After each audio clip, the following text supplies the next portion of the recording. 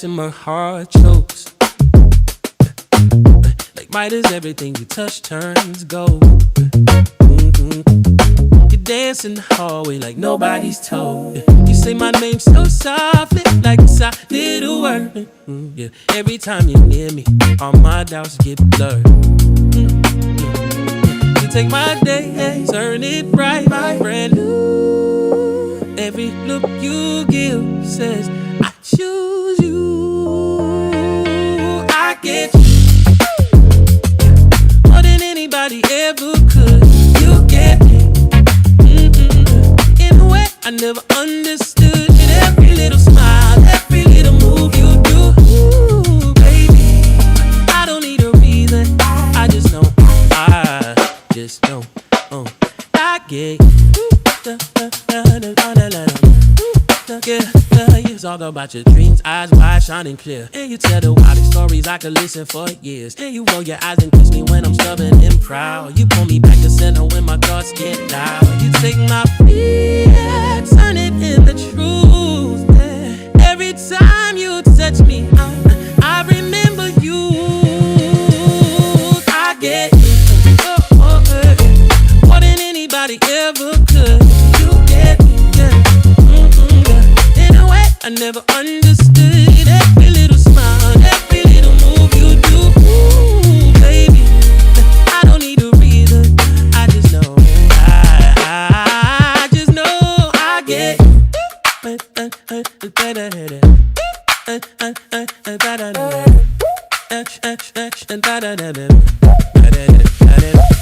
the world feels heavy on my shoulders, you lean in, lay your head right over mine. You say we can carry this together, and just like that, I'm fine. Oh, I'm fine.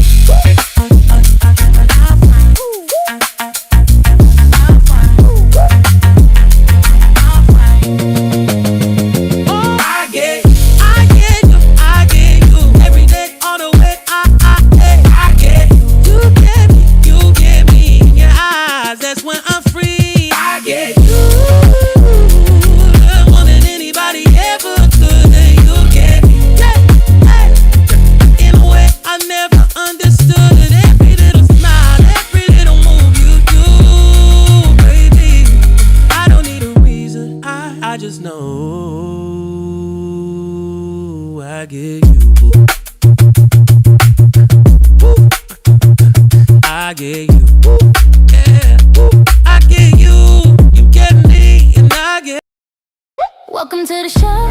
Everybody is Dee. I'm glad you're here. Let's get into some things. I hope you're ready, cause this is what I do. It's all about different perspectives in here. Where you gon' get the real, no BS in here. We keep it real as we can. You can tell your truth and feel comfortable here. DeeDee's reactions, videos and live things. DeeDee's reactions, she's about to put on a show. These reactions, just to let you know, like, share, subscribe. We about to go live. It's DeeDee's reactions. Keep it real, keep it DeeDee's reactions. What you gon' do? DeeDee's reactions. We about to go live. Subscribe. We about to go live. It's DeeDee's reactions. Ooh, ooh. Ooh, ooh. Ooh, ooh. What up, YouTube? It's your girl, DeeDee. Welcome back to another live stream. I hope you guys are doing well. Listen, as you come into the building, make sure you guys are hitting the like button. Hit the like button. Hit the like button, y'all. Listen, I am in the building with another live stream of unscheduled live stream. So I hope you guys are doing well. It is Sunday. Happy Sunday. I hope y'all are enjoying your evening. I hope y'all are doing well. Listen, shout out to everybody watching, everybody in the building. Listen, as you come into the building, hit the like button, thumbs up the stream, y'all. Thumbs up the stream. So shout out to Rainbow Kid in the building, Lorenzo Redmond in the building, UFO Kamikaze 1. What's going on? How are y'all? How y'all doing? I hope y'all are doing well. Listen, hit the like button as you come in, y'all. This is not going to be a long stream at all. But I wanted to pop up here because I wanted to get y'all thoughts on this whole Meg Thee Stallion situation, y'all, because this one is all over social media. And I did a video on it, so make sure you don't forget to check out that video and leave your thoughts on it as well. But I wanted to pop in here really quickly with the live stream so I can get y'all thoughts on it. And yeah, so that's why I'm here. So listen, as you come into the building, hit the like button, and yeah, if you are new in the building and you haven't subscribed, but you like the content, go ahead and hit that subscribe button. Also, throw a 1 in the chat real quick if y'all can hear me good. 1 in the chat if y'all can hear me good. If the audio is clear and y'all can hear me good, put a 1 in the chat, y'all. We're going to get right to it. Yeah, and definitely chime in the chat if you have any thoughts on this one. So Klay Thompson, y'all, and Meg Thee Stallion have split. They've broken up. Apparently, Megan Thee Stallion is claiming that he cheated on her. And, a lot of women are pissed, of course. A lot of the women in the comments I see, they're mad about it, saying they were rooting for them. And, they're pissed that she's saying he cheated. But the men, on the other hand, are not surprised, y'all. Oh, my God. A lot of men are not surprised. A lot of men saw this coming. A lot of men knew that this would happen. They were not surprised. They were not shocked. Like I said in my video, a lot of men have already spoken on Klay Thompson and his history of having a roster, basically, that he's, allegedly been, he's been around the block, that he's not a stranger to women and having a roster. And somehow a lot of these women are shocked, and they're talking about they were rooting for Meg Thee Stallion in his relationship, when it's like women didn't look at his history, but now they're pulling it out. Now in the aftermath, it's like they're starting this, they're calling him a cheater and this is sad and he's this. But why is it that women don't pay attention to the history of the person or vet the person in the process of dating or before you decide to get in a relationship with them? That's the part that they don't want to hear, and they don't want to acknowledge that. But listen, there are a lot of rumors about this relationship. Of course, people said that this was probably just a PR stunt. They weren't really together. This was probably that's what it was. One of his, women friends basically alluded to that and said that he allegedly said that this is just a PR stunt. This isn't a real relationship, because they're saying that he was dipping in and doing it with this WNBA star. But listen, whether he was doing that or not, the men called it. Men called it when I initially posted about this story of them getting together. I personally didn't feel like it was going to last. And men straight up said that relationship was not going to last. They said it. And then there were men who literally said in my chat when I talked about this that Klay, don't let Klay fool you. That nice guy image, don't let it fool you, because Klay has a history of having a lot of women. And now it's come out, that he's cheating on his former girlfriends, that, he has an issue, when it comes to women. He's not monogamous. But why would you expect him to be? Like, that's what I'm saying. If he hasn't committed to any woman at this point, why would you expect him to do it now? And the thing about it is, once again, if this is not a PR stunt, then she didn't vet him properly. You looking at him and thinking, oh, he's just a nice guy, because she even stated that this is the nicest guy she's ever been with. So you thinking that maybe this is somebody you might be able to finesse into taking you seriously, somebody you might be able to finesse to, take you seriously and make you his wife or something like that. I don't know. And then all the while he was finessing you. Oh, my God. Now, do I think that that's okay for a man to do that? No. A lot of stuff that people do in general, I don't think that is okay. I don't, if that's not, especially if that's not what you put on the table with the person. If that person didn't get into a relationship with you, with the terms of you gonna be sleeping with other people, and they were under the impression that this was a monogamous relationship and that it's just gonna be the two of us, then yeah, I think that's nasty work. I don't think you should be doing that. But you as a woman, since women claim that all men cheat, then wouldn't that mean that you would have to put in a little bit more investigative work? Because women say that they're investigators. Wouldn't that mean that you would have to put in more investigative work if you decide to date a guy to look at his actions before you invest wholeheartedly, before you jump and dive right in, before you give him your body, because it could be that he's putting on a front to make you believe that he is that, just to get to what he wants, and he'll give you a little bit of something to keep you there, and then you give him what he wants, and once he's gotten what he wanted, then now he could care less about anything else. So shouldn't women vet men properly before they jump right in? Because you just never know. You know what I'm saying? And looking at Meg Thee Stallion's history, the past relationships of other guys allegedly saying that she cheated on them and she was doing this and that, and then her image as well. You know, she's a decent looking woman, but she's on all she's an artist, but she's putting that body on display, or she has put it on display. Everything out, showing you what she's working with. You know what I mean? Men have definitely come out who she's dated in the past, saying that she's for the streets. So why would the next man see that and know that and then take you seriously? Oh my God. And I think this is an issue that a lot of women are going to face. This is the issues that a lot of women are going to have to come to terms with, because it's not what you think. And once again, a lot of women don't, they think they understand men, or they think they can finesse men, but when the finesse switches up, they be mad as hell. So I don't know. I don't condone cheating or anything like that. But if a man has not committed to you and married you, or, he hasn't shown you who he really is after you've dated him for quite some time to really get to know his nature, and if he's really what he says he's about, if he's telling you these things, or if he's lying to you, then you shouldn't really just jump right in with somebody. You need to vet each other. You need to know what they're about. And so a lot of times I think these women don't do their research on the men, but I think the men definitely research them in many cases. And that could have been the case with Klay Thompson. And I'll never forget, the men at that time when they first started dating said they didn't believe that was going to last. They was like, no, he's just playing around.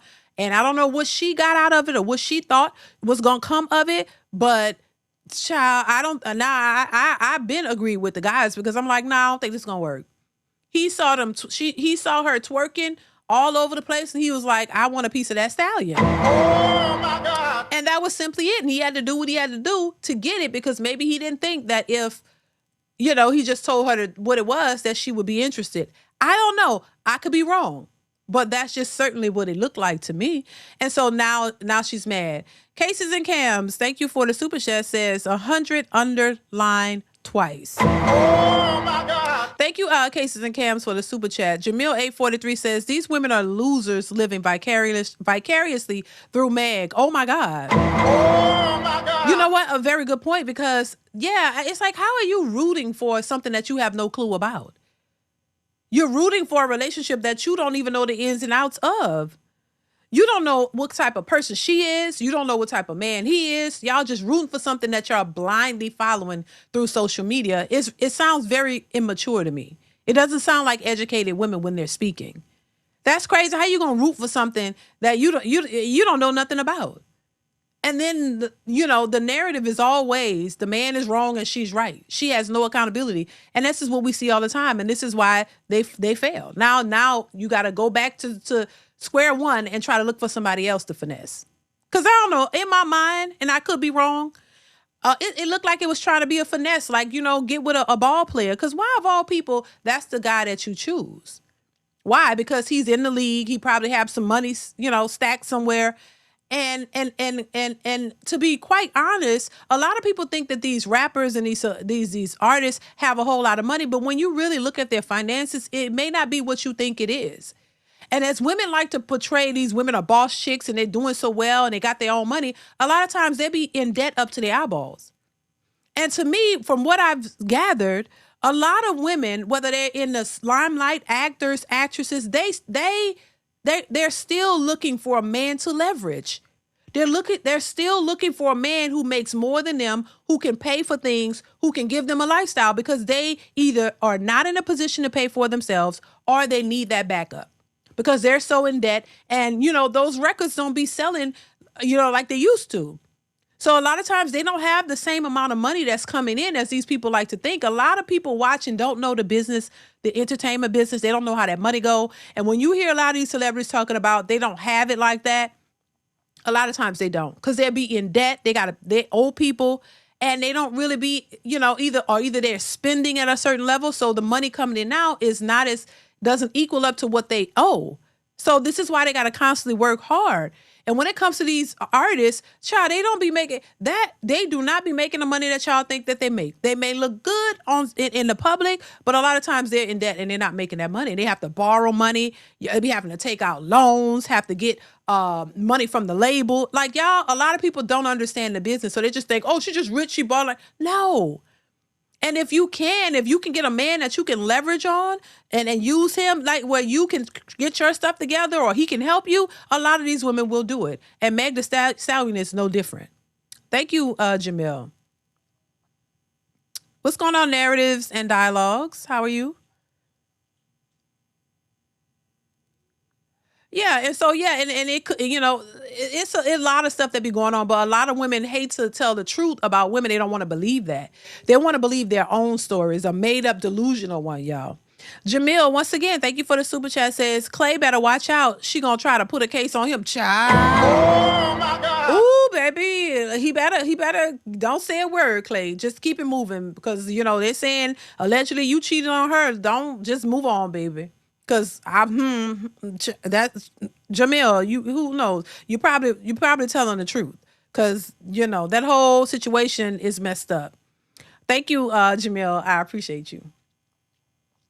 Brother Fly Lineage. Thank you for the super chat. Says splashed and dashed. Exactly. Oh my God. Exactly. Thank you for the super chat, brother. I appreciate you.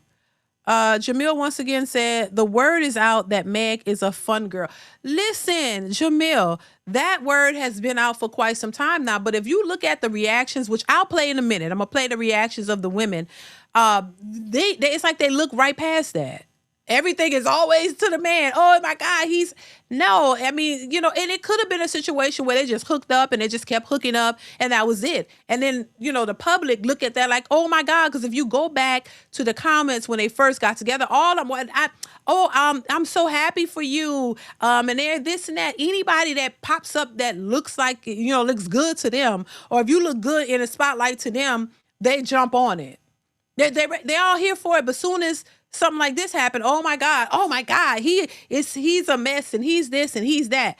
But she's not. All the stuff we've heard about her, and that you don't really hear a lot of women talking about that. They don't really call her out and say, oh my God, there was crickets when that guy was saying she cheated on him, allegedly. Like you hear crickets when that come out. You rarely hear women say, you know what, we see she for the streets, child. Like, and then the fact that they're saying allegedly she go both ways, she fool with women and men. But they don't want to talk about that. But then when something happens, it's all the man's fault. How about, she needs to take some accountability too. I can acknowledge that, a lot of these ball players too, a lot of them have options. So they exercise their options. We know that a lot of these men have more than one woman.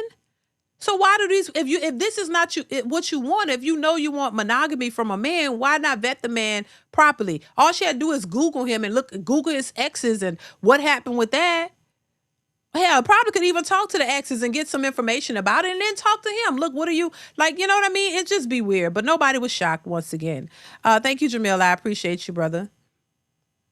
What's going on, Classy? Classy in the building. Classy Young Man 35. Thank you for the super chat, Classy.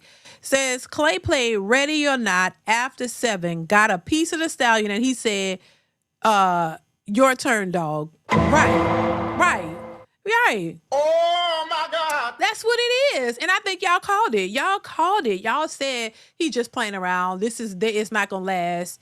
And some people probably been right, probably are right or have been right about the timeline. Like, I don't know how long it's been. Do y'all remember how long it's been since they claim, they were together? It ain't been that long. Thank you, Classy. I appreciate you for the support. But men called it, and women were, oh, I'm so happy for you and all this kind of shit. I'm just like, y'all so lost when it comes to men in relationships and women. They don't know what's good, what's not. Because really, you can't really tell. You don't have all you can look at a person is a person's history. Look at their history, how they've dated, who they've dated, how long it lasted, who did what.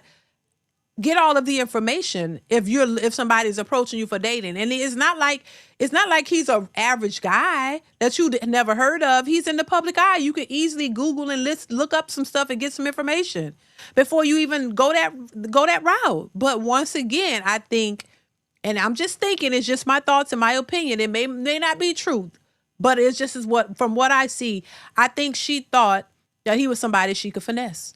She thought he was a nice guy and he'd be an easy target. And he'd give her everything that she wanted and give her commitment, even if she was really not that into him.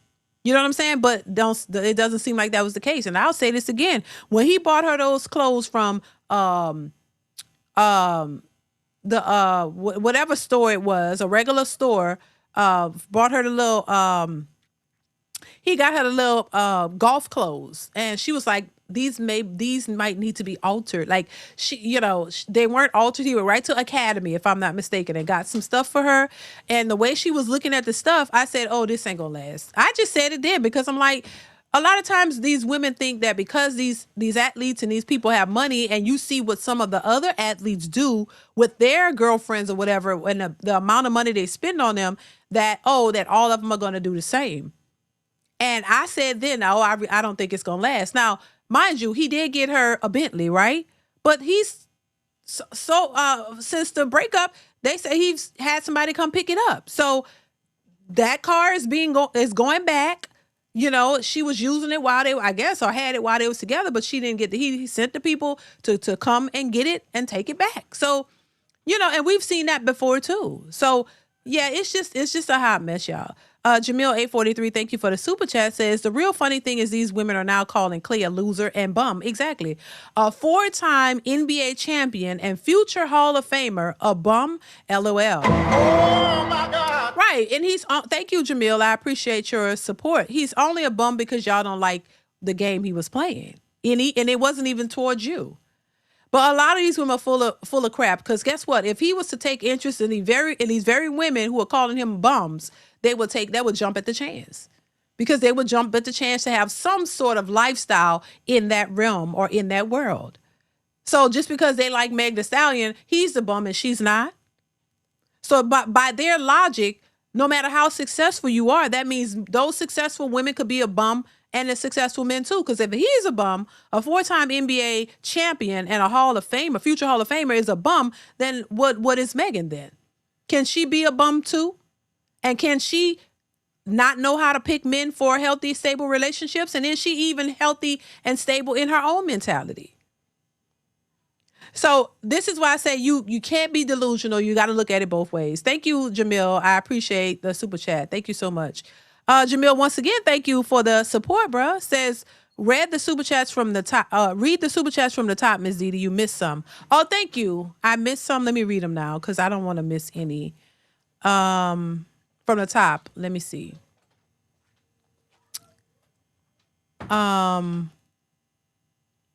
Okay, I think I didn't read this one. Jamil, thank you once again. I appreciate you. Says, Klay Thompson been running through them in the Bay. Also,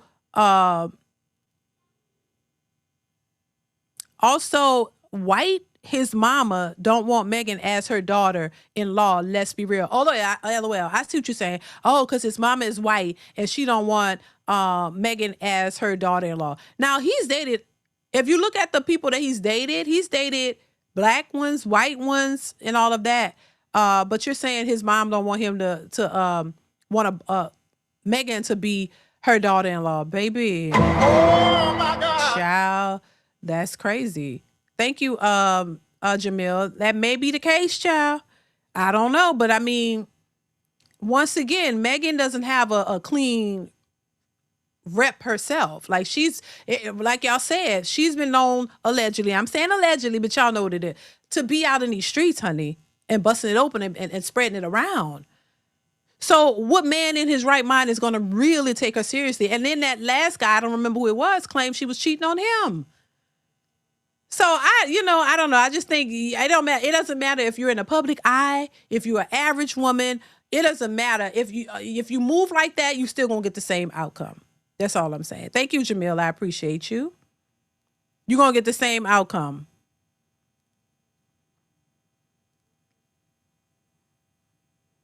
That's what I'm just saying. You're gonna still get the same outcome. I hope I read them all. I think I did. Let's see.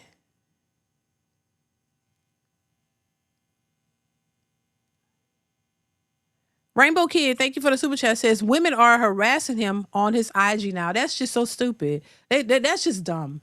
How y'all gonna harass a grown man who y'all don't even know about what happens in his relationships and in his life? Boy, people are crazy and they're bold. Like, you have your opinion, but why would you go to harass somebody? It's just dumb. Thank you, Rainbow Kid. I appreciate you. Brother Fly Lineage, thank you for the super chat. Says these women lying. They want him even more now. So I heard Megan wasn't enough for you. I mean, thank you, Brother Fly Lineage. Once again, I appreciate you for being here and supporting the channel or supporting the podcast. Yeah, that's what I say. A lot of these women just mad that they don't have the opportunities, and they are living vicariously through these women. And so as much as they talk crap about a person, if he chose them, they would jump. If he said, I'll fly you out, come on, hang with me, they'll jump in a heartbeat. They wouldn't give a damn about no Megan Thee Stallion at that point. Because like, well, damn, I get a chance to be with an NBA player, or I'll get in his round other players and round these people, they'll jump at the chance. And you mad at him. You don't know what else happened in the relationship. You don't know how she treated him. You don't know. Y'all just jump on the bandwagon and take the woman's side, and you don't even know what the hell is happening. This whole thing could be a PR stunt, and they're just laughing at us talking, and it was all set up by them. They just never know. Thank you once again. I appreciate you. It just don't make no sense. But once again, these are the most educated people in the world. What's going on, Eric Williams? I appreciate you for being here. How are you? Pharaoh, what's going on, Pharaoh? Thank you so much for the super chat. It says Megan Stankassery is to take seriously. Yeah, I don't, it's just crazy, Pharaoh. What's going on, Pharaoh? How you been? Thank you so much for being here. I appreciate you. Yeah, it just doesn't make sense though, Pharaoh. I mean, it is what it is. And once again, these women become depressed because they're like, why won't anybody take me seriously? Even a guy that she thought was a nice guy didn't take her seriously. He wasn't serious about her probably from the beginning. He knows probably about her, and that's why he went after her. He's like, okay, damn, okay. What man is not going to look at her? You putting it out there? If you putting it out there, what man is not going to look at that and be like, if you got the opportunity as an NBA player to be like, yeah, I'm gonna shoot my shot and see what happens, and then she take the bait. Well, yeah, he gonna go bust that down, and he gonna bust it down as much as he can. And when he can't anymore, if she walks away, it's okay, all right. He got what he wanted out of it. Now, I don't know what he's telling her. Maybe he was telling her, maybe he was finessing her. Maybe he was telling her, I want a long-term relationship. I want to be with you. Maybe something happened in the relationship that threw him off. Maybe we don't know what happened. We don't know what happened. People are just jumping to one side, and you don't know what. Maybe something occurred to where, maybe she didn't want to sleep with him anymore. Maybe, and he said, okay, I got you. I'm going to go over here and do something. They're not legally married, so legally they're single in a situationship. People just don't know all of the information. But based off of his past, I would have thought she would have vetted him properly to say, nah, if you want serious, monogamous, committed relationships and marriage, you need to get with somebody who has that same agenda and that same mindset, and they want to do that with you, instead of jumping with them because of who they are and not really knowing anything about them. But let's get into this clip, y'all. I want to pull up the video. Make sure you guys hit the like button. Hit the like button. Hit the like button, y'all. Hit the like button. It was the spaghetti. Oh my God. Watch this video. Watch this video. Check out this video. Cause this is giving me that too. Like something you trying to put a spell on somebody. I'm like, yeah, they be playing around with that, but I don't play with that kind of stuff. Cause it's just a hot mess. But check out the video. Hit the like button. Hit the like button, y'all. Listen to this. Klay is broke. Klay is the joke. Klay lost the game. Klay has no fame. Klay has no hoes. Klay has no goals. Klay has to cough. Can't find a hall. Klay wants to shoot. Can't find the ball. Megan is joyful. Megan is free. Megan is outside, twerking on one knee. When are y'all gonna believe me? Like, when are y'all gonna believe me for real? I tell y'all, every single man cheats. Every single one. And if you think yours not, he is. He is. They all do it. They all do it. It's just the good ones. No, I don't think all men cheat. I think just the men that y'all come across cheat. I don't believe all men cheat. I think the men that you deal with have cheated on you. That's all. That's what I'm saying. No, I don't believe every man cheat. And women know you don't know every man. So every man you can't speak for because you don't know every man. As the same way, if men said all women cheat, y'all would be pissed and screaming and mad that they putting you in that situation, and you'd be ready to say, well, speak for yourself because I don't do that. Well, no, I don't think all men cheat. I think the men that the ones y'all are attracted to are the cheaters. And you know it because when you meet them, they already be having a roster. And you think that your vagina is going to be better than the next, and you think that you're going to do something much better than the last few women that he's fooling with, or the women he's fooling with, that's going to make him turn to you and want to be monogamous with you. No, that's the type of men that y'all are attracted to, cheaters. I don't think every man is a cheater. Let's continue. Don't get caught. There is no body tea enough, no face pretty enough, no coochie tight enough to keep an insecure man. When you are an attractive woman, I'm not even talking about model status. I'm talking about like 6.5 plus. You add social currency to the man that you are with. When you are a drop dead gorgeous woman, we're not even including your talents. We're not even including your ambitions. The social currency you add to a man is almost disgusting. And it takes an extremely secure man to feel like he's even deserving of a woman like that. You know what? This sounds like a bunch of bullshit. These women talk. What you mean, drop dead gorgeous? Y'all, it's like these women are living in a la delusional land. All this drop dead gorgeous stuff, it's crazy, and they be thinking that's who they are. But what do you mean? Klay Thompson has created a name for himself. They both are celebrities. I don't think Meg Thee Stallion has done anything to make him to rise his fame or grow his fame. People who know who he is already know he's already established himself. You know what I'm saying? And why do women have this fascination with trying to say a woman is making these men into what they are? That man is already who he was gonna be. No, she didn't vet him properly and probably didn't go into the relationship with the right motives, or maybe she did, but she just didn't know who she was fooling with. If this man has a history of doing this, why would you even entertain it? Why? Because they're thinking of something big. They're thinking of a bag. They're thinking of something more. You're thinking of financials and all of that. Yeah, if she got some money, she can take care of herself. But women don't want to spend their money. They want to spend your money. So I just think it's just crazy, the way these women be talking, like they're just like they're some type of, uncommon species. Like they're just so great and so better, and you're not. Y'all, a lot of these be average or below average women who don't bring nothing to the table. And then you speak in this way, trying to sound like these women are so profound. Allegedly, people are saying Meg Thee Stallion is a hoe. She been walking around here hoeing all the time. Like, why? What's profound about that? And how is she any different from all of the other women out here doing that? So I'm just saying, like, stop talking like these women are so profound and they bring so much to the table when they really don't. They really don't. But they always talking like this. Like what do y'all hell, majority of these women are average or below average. If you can call this man who has established himself in the NBA a loser and all of that, and what's the word? Well, basically a loser, then these women can definitely be losers as well. It's just a loser is not just about the money that you make. They want to sound so provocative and profound, and it just be sounding stupid. Like, come on now. Yeah, it just doesn't make any sense, y'all. Hit the like button, y'all. Please hit the like button. DZ, stay blessed. Thank you so much for the super chat. I appreciate you. Thank you so much for being here and for supporting the channel. Let's continue, y'all.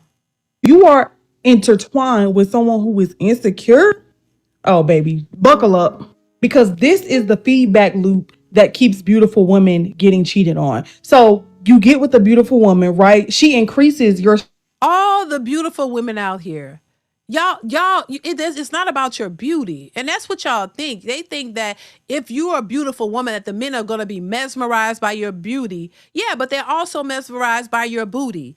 And then you have to determine which one is most important to them based off the guy that you decided to date. Is he the type of guy that has options, a lot of options, and he's willing to exercise them? Is he the type of guy that is used to having a lot of women? Because this is where women go wrong, because the same women say, and this is what they say out their mouth, that, hey, you don't want a guy who don't have a lot of bitches. That's what they say, right? Am I lying? If I'm lying, I'm flying. Haven't we heard women say they don't want a man if he don't have a whole lot of women? Am I lying? Let me know in the chat, because if I'm wrong, I'm wrong. But I could certainly recall women making videos saying they don't want a man if he don't have a lot of women, right? So now that means you're going after the men who can attract and get a bunch of women, and that's the one that you're attracted to. So why is it a problem when you get him and he's still exercising his options and he's still getting a lot of women? You don't make the difference. Why would you think you're special and he's supposed to stop what he's doing if you're okay with it? And the reason you're attracted to him is because he can get a lot of women. And then y'all turn around and cry when they cheat. Oh my God. Make that make sense. Make it make sense. That's why I said I don't think that it makes sense that women would be attracted to men who has a roster. You see this man and that means he's a player from the Himalayas. He want all the women. He take you, and you. It's a bunch of beautiful women. He want them all until he's ready to stop and settle down. You be thinking you're the most beautiful is not going to stop him from fooling with all the other beautiful women, because that's his motive. That's his MO. That's what he wants to do. And no matter what kind of coochie you got, no matter how cute you are, how big your BBL, he's still gonna rock with you and all of the other baddies as well. Oh my God. And they don't understand that. This is what I'm saying. Y'all be going around here going for the dudes that you see are players and then get mad when he continues to play and when you are added to his roster, because you're not special. You're just a part of his team. And he's going to continue to do what he does. You're not going to stop that. But somehow they don't believe that. They don't believe their lying eyes. I'm just saying. And that's why I say a lot of these women are, say they're so educated, but not when it comes to men in relationships. They're dumber than a doornail when it comes to that. Classy Young Man 35, thank you once again for the super chat. Says Klay is going to have a statue next to Steph Curry and Draymond Green, Kings of the Bay. That's a loser. Oh my God. That's a loser? Right, Classy. It's just stupid. They just, anybody that don't, when things don't go the way they think they should, they call them a loser. All these men, they call all these men making $1 million a year. Who was that? I think there was Wish McCall's husband, the athlete, the little short lady. What is her name? Oh my God, y'all please forgive me. What's her name? The athlete, Simone Biles. Lord forgive me, Simone Biles. They called Simone Biles' husband a loser. At the time, he made $1 million a year, and they saying he's a loser. Mind you, half of these women probably work at Popeyes or Walmart. Oh my God. And if not Popeyes or Walmart, they might work at, a department store or at a hospital or something. And you calling a man who makes $1 million a year a loser? Like, come on. This is why I say their definition of a loser is very skewed. And then their idea of a good man, they have no idea what that is. And this is why I say with women, when they call the men broke, productive men in society, they say they broke. This is why I say broke is subjective with these women.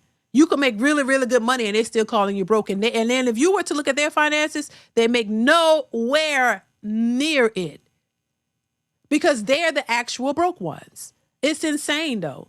Thank you, Classy. I appreciate you for your support. Thank you.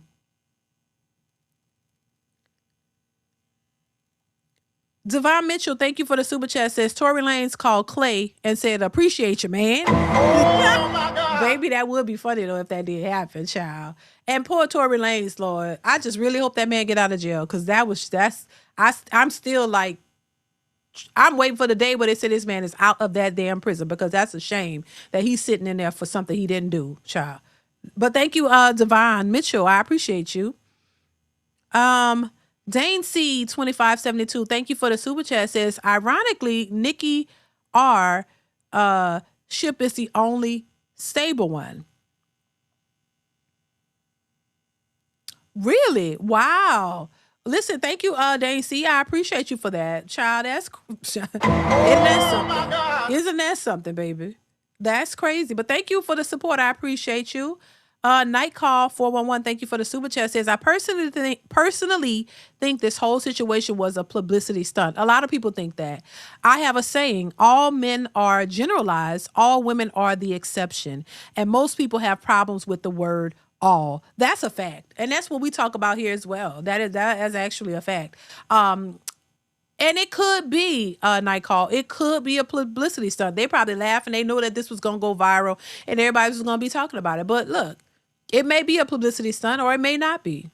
But either way, she's still single and she still may struggle with getting serious relationships because of her past, because of her history, because of how she presents herself. And it doesn't matter that she's famous. And women all over social media are going to be mad about it because they really want glorified 304s to prosper. They really want to buy into this narrative that it is possible because what it does, it gives them hope that they could get a rich man too. No matter how promiscuous they have been, no matter how they've had a 304 pass, no matter how much they've put themselves out there, no matter how many body count, how much their body count is, it gives them hope that even the 304s can get a good man and a rich man and he'll take care of them. That's why they root for these women in these relationships because they're hoping that it's possibilities for them.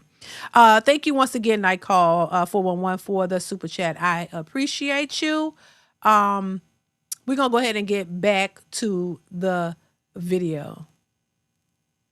Before we do, Night Call 411, thank you once again for the super chat. I appreciate you. Says, Meg's public rep talked about how she's a loyal woman that wanted monogamy and she's a faithful woman with values. But look at her lyrics, how she presents herself and what she stands for in public. Now, listen, I'm with you on this 100%. And this is what I talk about all the time because I think women do themselves an injustice, right?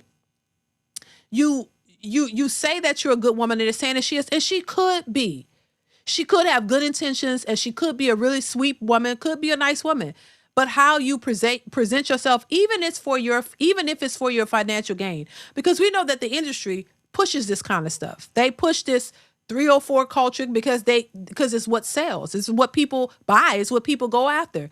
They push this type of degeneracy. And so sometimes it's what they feel they have to do in order to succeed. But it's messing up your personal life as well because now you're being perceived as this worldly, hoish woman out here. And when you really want to build something or connect with someone in a real way, they can't get past your public persona. They can't get past what you've displayed all over social media, all over to the world. And men think differently from women. And y'all could tell me whether I'm lying or not. Men and women do not think the same. Women think that this is okay, and all that they have to do is show the man who they really are. That, oh, I'm a good person, judge me for who I am, not for how I look or what I put out here and what I say. And I get that, but that's where the perspective women come from. But men are looking at it differently. They're like, no, this is what everybody sees. I would rather you not, even if you had a nasty attitude and you was married, right? Or you got a man, he might try to deal with you with that problem you have once y'all are already together behind closed doors. But if you go out in public and you present yourself as a certain way, then he could probably deal with that a little bit more to try to work on things behind the scenes because your public image hasn't been tainted. Everybody doesn't have to know what's really going on in your lives. So men and women and couples work behind the scenes with what's going on with them, but the public doesn't have to be privy to it. You know, people who are married in relationships have all kinds of issues.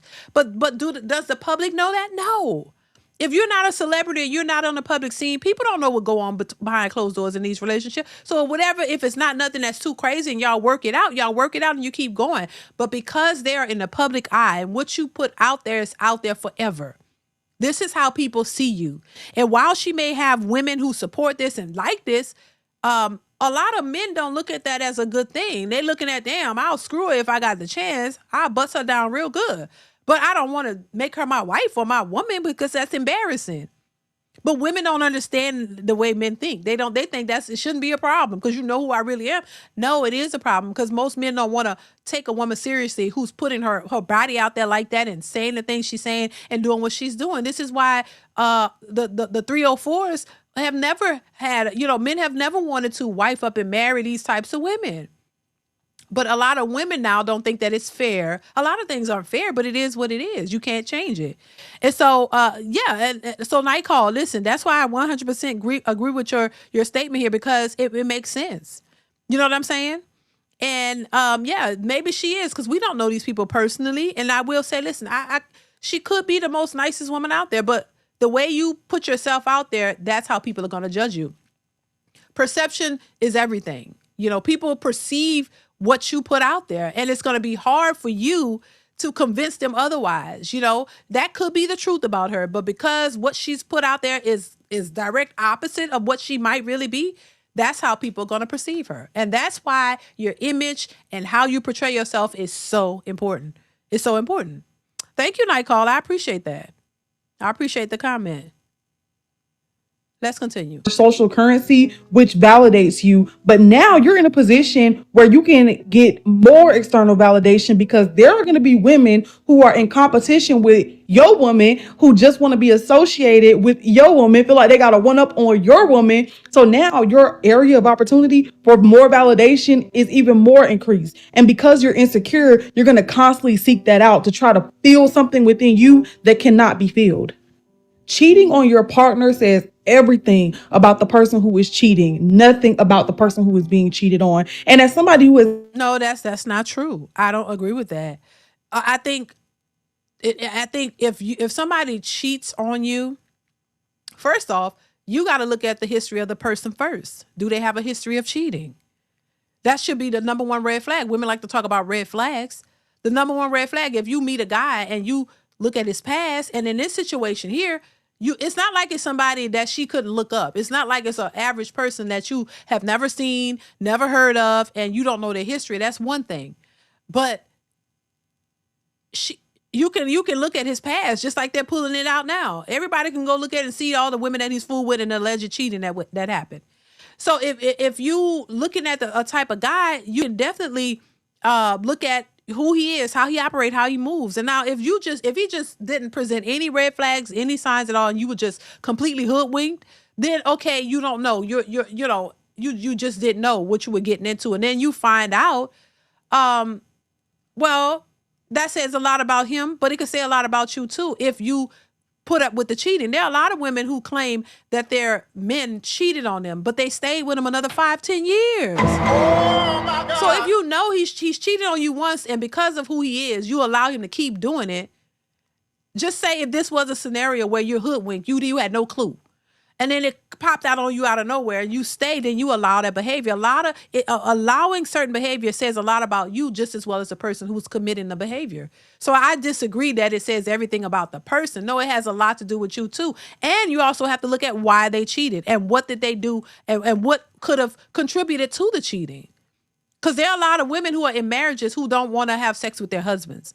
They say there are a lot of married men who are in sexless their because their wives refuse to give them any. And it's not always because he cheated, it's because they don't feel like giving it to him and they use it as leverage. So if he goes out and cheat, you can say, oh, he wrong for doing that, but there's a reason behind it.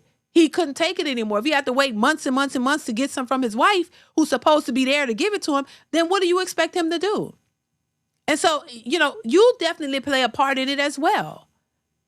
Now, once again, if you're just completely blindsided and you're doing everything right and he just still just greedy and he got to go, then maybe you could say that for that. But every situation has to be valued differently.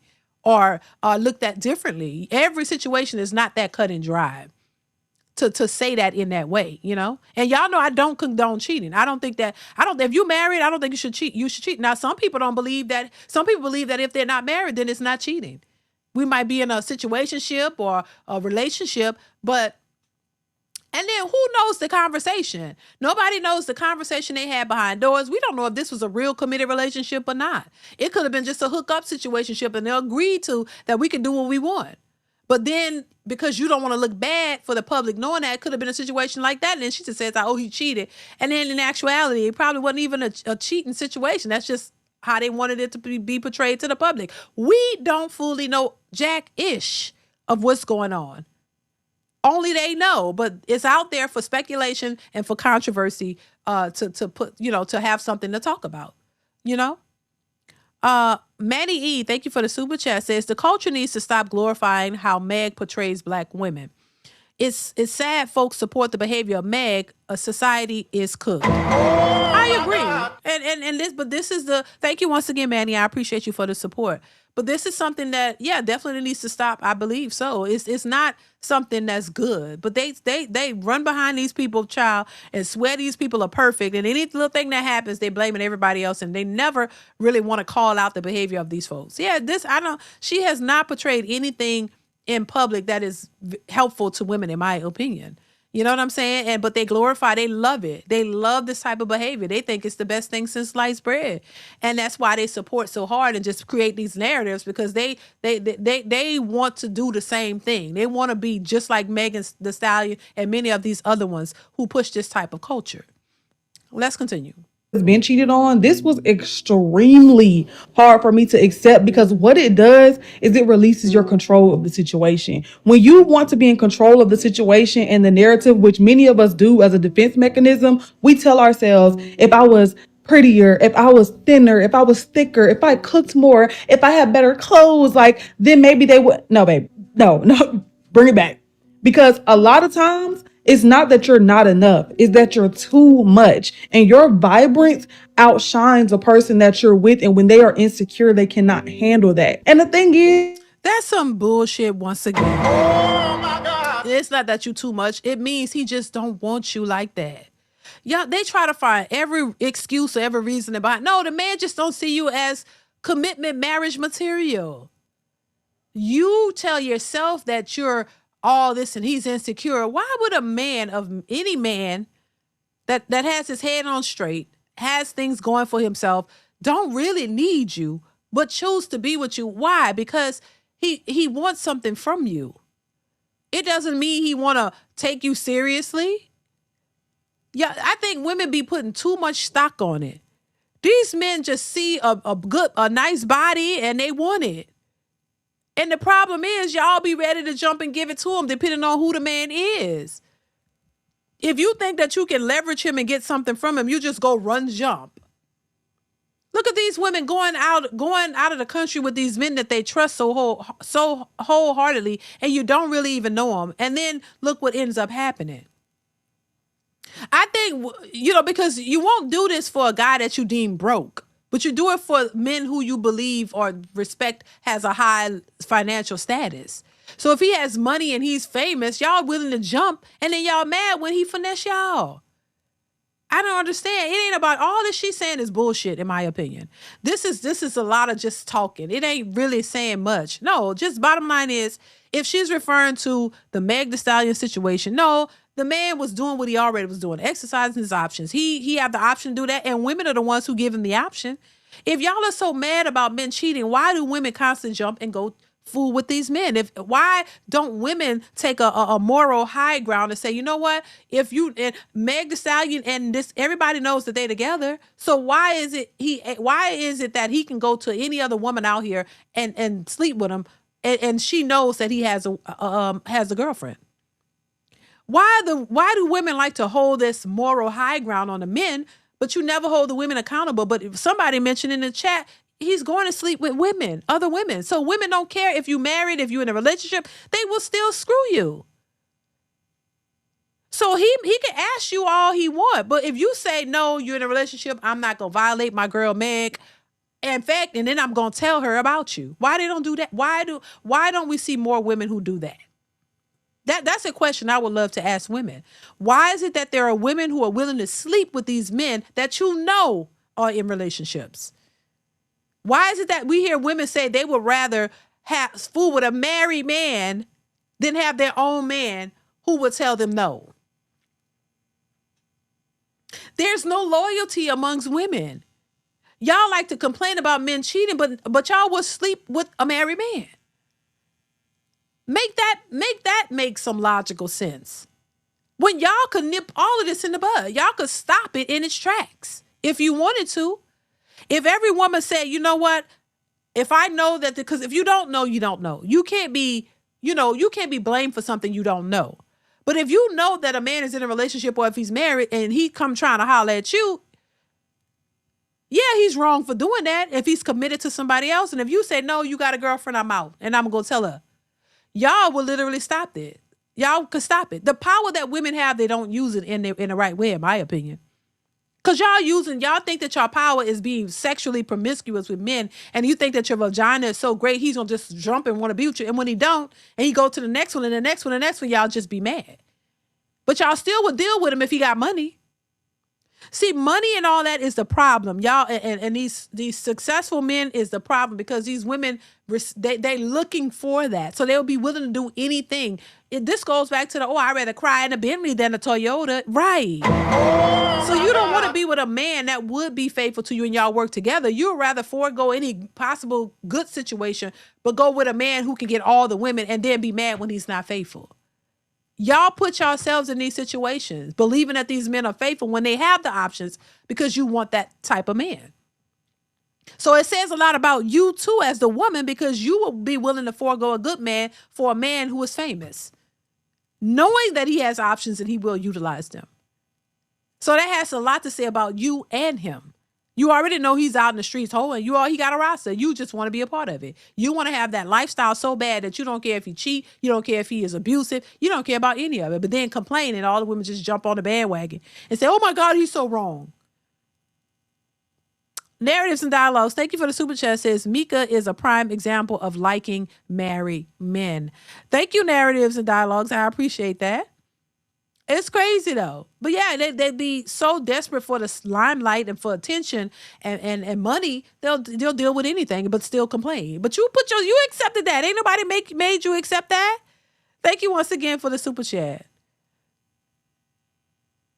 Let's continue. I think some women try to combat this by not taking up space, by letting, that their man take the lead, get all of the shine, get all the credit. But the thing is, if it's an insecure man, it's never going to be enough. It's never going to be enough. There is no body tea enough, no face pretty enough, no coochie tight enough to keep an insecure man because he will constantly be seeking validation and reassurance from other people. Ironically, validation that he has access to because he's connected to you. So you mean to tell me Klay Thompson is allegedly cheating on Megan Thee Stallion? Y'all, I'm enjoying my Saturday and I get online and I see Megan Thee Stallion posted cheating, having me around your family playing house. I'm holding you down through your horrible mood swings and treating me terribly during your basketball season. And now you're not sure if you want to be monogamous? I'm going to need a break after this one, y'all. Bye. Listen. Sometimes I realize when you are a woman who is bad, you got your body T, face card T, career is excelling, you got everything going on for yourself. Men will be like, oh my God, I got this amazing woman. She's amazing. She's doing X, Y, and Z, da, da, da. And then all of a sudden they have a thought. And it's like, if I got her, I can get her. I can have them all if I got her. And they will embarrass you. They will embarrass you. And I just want to say this, I know people are going to say, oh, Klay Thompson didn't need her to elevate his career and X, Y, and Z. But we all know that Klay Thompson's career has not been the same in a long time. He has not played the same in a very long time. And this is coming from somebody who is a Klay Thompson fan, a Warriors fan, cherished that season and time when he was with the Warriors. But he has not been the same, in a long time. So I don't know. And also, girl, I just want to say, sometimes we be holding these dudes down, sticking out with them when they got bad moves and terrible mood swings and stuff like that. Just leave that man. Just leave him, because at the end of the day, another woman would not put up with that. Or a low-level woman will put up with that, but 9 times out of 10, she's not better woman than you. Like, she's... Well, I mean, how do we know what type of woman she is? That's the thing. We don't really know who she is and how she was in a relationship. People just assuming that the women assume all of the women are just great. And that's just not the case. They assume the worst with the men and they assume the best with the women. And then they be shocked when they see something otherwise. So just because you have a career and you're on TV doesn't mean you are a good person or you're good in a relationship. Doesn't mean that the women are always great. There are many examples of horrible women who lie, deceive, cheat, do all of that, but they don't like to address that. Just as much as there are men out here who cheat, there are women who do it as well. Every woman is not a good woman just because she on TV and y'all like her craft or y'all like what she's doing. And that's where y'all got to realize that. And, once again, a lot of these women, either they know what the men are about and they don't care because they're looking for something else, or they don't know and, they find out once they get in a relationship. And honestly, I don't think Meg Thee Stallion did anything for his career. I don't think she's made it better or anything. It is what it is. He's going to be who he is with her or without her. He's just going to move on to the next. This is not his first rodeo with the woman or in a relationship. He's been there before. So I don't think this is going to have any impact on, if anything, I just don't think it's going to bother him at all, because it's the women who are having an issue with what he did. Most men already knew who he was and was familiar with his history. And so they didn't have a problem with that. So I don't think any of this is going to affect him, honestly. I don't know how to say your name. Is it KO, the God? I hope I'm saying that right. Says women don't trust their own feminine energy. So she leads at a surface level. Women don't trust their own feminine energy, so she leads at a surface level. Thank you for the super chat. I appreciate that. I think it's a good point. I mean, look, women, there's a lot I can say about women, and I don't want to just harp on just women, because I think men have issues too, but women just don't understand. I think some women don't even understand their own nature, and I think women just say things just to be saying it, but a lot of it don't make sense. And then when it doesn't make sense or pan out the way they think it is, they get mad and they just still blame men. I don't think a lot of women know. It's like, what y'all call it? What's it where they all just follow each other? Everybody just saying what they believe when they really don't know what they're saying. Like, women just, the echo chamber of the sisterhood, which I call womanese, where everybody's just saying the same thing and you don't really know what you're talking about. And I personally think a lot of women don't know how to go about finding good relationships and men. I think they're going after the same man, and then they're mad when it doesn't work out, But thank you once again for the super chat. I appreciate you. Night Call 411 says, 2013 to 2018, when I was in the Army, I would come across a lot of single male soldiers that would purposely wear a fake wedding ring and go to bars and clubs, and they would hook up with more women. Isn't that crazy? Isn't that crazy?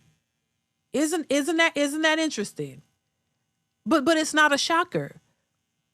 Night Call, that is not, you're right. That is not, that's what I'm saying. Because women some women, I ain't gonna say all, have conditioned themselves to believe that, hey, if he can get a bunch of women, then I'm attracted to him too. Like, what? Are you insane? But that goes to the narrative that a lot of men in these spaces talk about, how the women, it's a small percentage of men that a bunch of women are trying to get. Because everybody wants the same man, and then you surprised that he has a roster and that he's getting around. Why if you're put in a position where you could get attention from all these women the way you want to, why wouldn't? Most men wouldn't turn it down. So why would a woman who wants monogamy go for that man and then be mad when he cheats? I don't get it, y'all. I don't get it, y'all.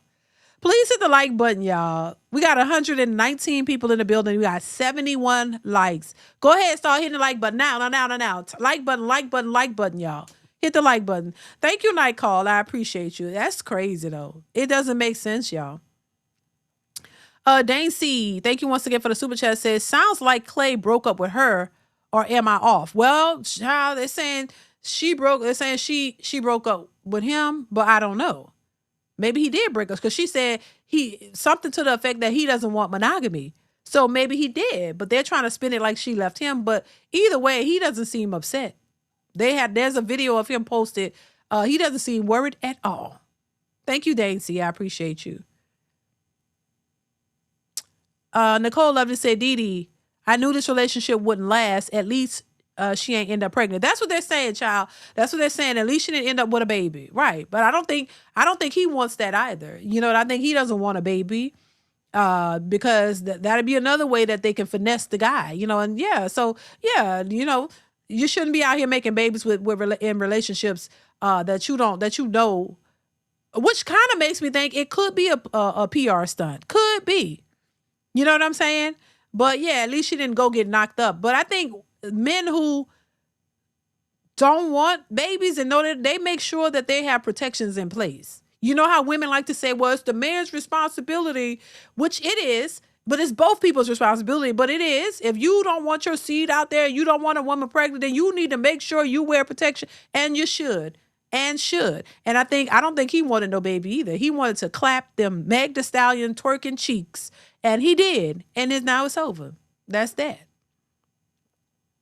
Let's continue. Not doing the wifey things that you're doing. So yeah, let that low-level woman have that. That's all I got to say, girl. I am so sick because this is a picture taken of Meg Thee Stallion and her brand new baby blue Bentley that she was gifted on her birthday in January. You know what also happened in January? A blind item came out January 16th to be exact, saying the NBA player is cheating on the 3 named singer-rapper every chance he gets. We've read past blind items that he's allegedly been dealing with a former hookup that Megan knows nothing about. And now this blind item alleges that he's full-blown cheating. She then went on a birthday trip with said cheater after that blind item came out. And I know he heard about this blind item because everybody hears about the blind items and he's just buying her a Bentley, taking her on vacation. It's always the sweetest people. I met Meg years ago at a Knicks game, and now I've met her maybe a handful of times. She's always so sweet. She's always looking out for other people. And it's always the people that care about other people the most that get done dirty, bro. I hate that. And she was really in her housewife, like, domesticated era, cooking for his entire family. And he gonna do that to her? Girl, housewife, domesticated era, where you get that from? Oh my God. She knows how to cook. How would you consider that housewife, domesticated era? She knows how to cook. So she was doing a nice gesture. And once again, she could be a nice person. There are a lot of nice people who are horrible in relationships. They're saying Klay is a nice guy, but that didn't stop him from cheating. Oh my God. That just means he has a cheating problem. I'm just saying, you could be a nice person, but you got an attitude problem. Nice, you could be nice in one way and mean in another. It's not all encompassing. There are a lot of nice people who are nice to people and will give the shirt off their back to a person, go home and cuss their man out. There are a lot of Christian women who are nice in the church and nice to the pastor and nice to the pastor's kids and nice to all the church people, go home and treat their families like shit.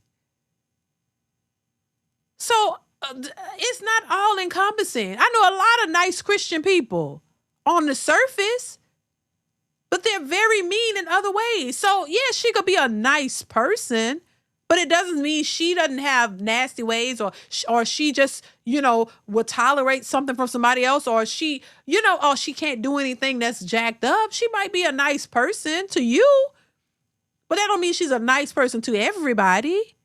Wow. I don't know her. That's what I'm saying. She could be nice. That's why I don't take it personally.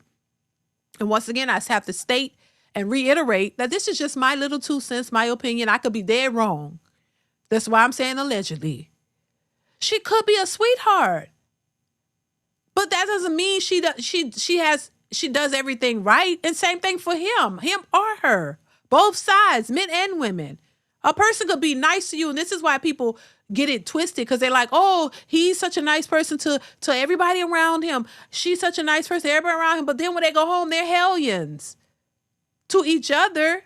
So no, that's not a you can't use that, you know? I want to fight. Oh, so okay, that's the end of that. So why do you want to fight, child? It ain't your business. You don't know shit about these people. Why would you want to fight? Why would you get yourself so entrusted into something you really don't know nothing about? And if this is a PR stunt, you know they sitting back laughing at us like, girl, they getting in their feelings. Oh my God, they upset. Like, oh my God, so we did our job, you know? Could have, the PR ran out, is over. So now they got to just come up with something to say, oh, he cheated, and always blame the man, because they know that's what people want to see. And there are more women than men. So this helps, because more women are going to be on her side. And this could have been the goal all the while, to constantly make her look like the poor, sad victim. Oh my God, he just did her so dirty. And then she go put out a song. Now, if there's a song or album that's planning to come out after this, then don't forget what I told you. Then next thing you know, she got a song out, and y'all gonna go run and support, because y'all gonna feel like, oh my God, he did her dirty. We gotta support the women. We gotta support the women. It's all a joke, for real, in my opinion. Probably all a joke, the scheme that Todd set up. I'm just saying. If you know, you know. Night Call 411, thank you once again for the super chat, says, if the majority of men and women are no longer traditional, the majority of relationships /USA is no longer a traditional ecosystem. Why do people insist to have traditional values these days? Well, it's women who push this traditionalism on the men. It's the women that pushes it.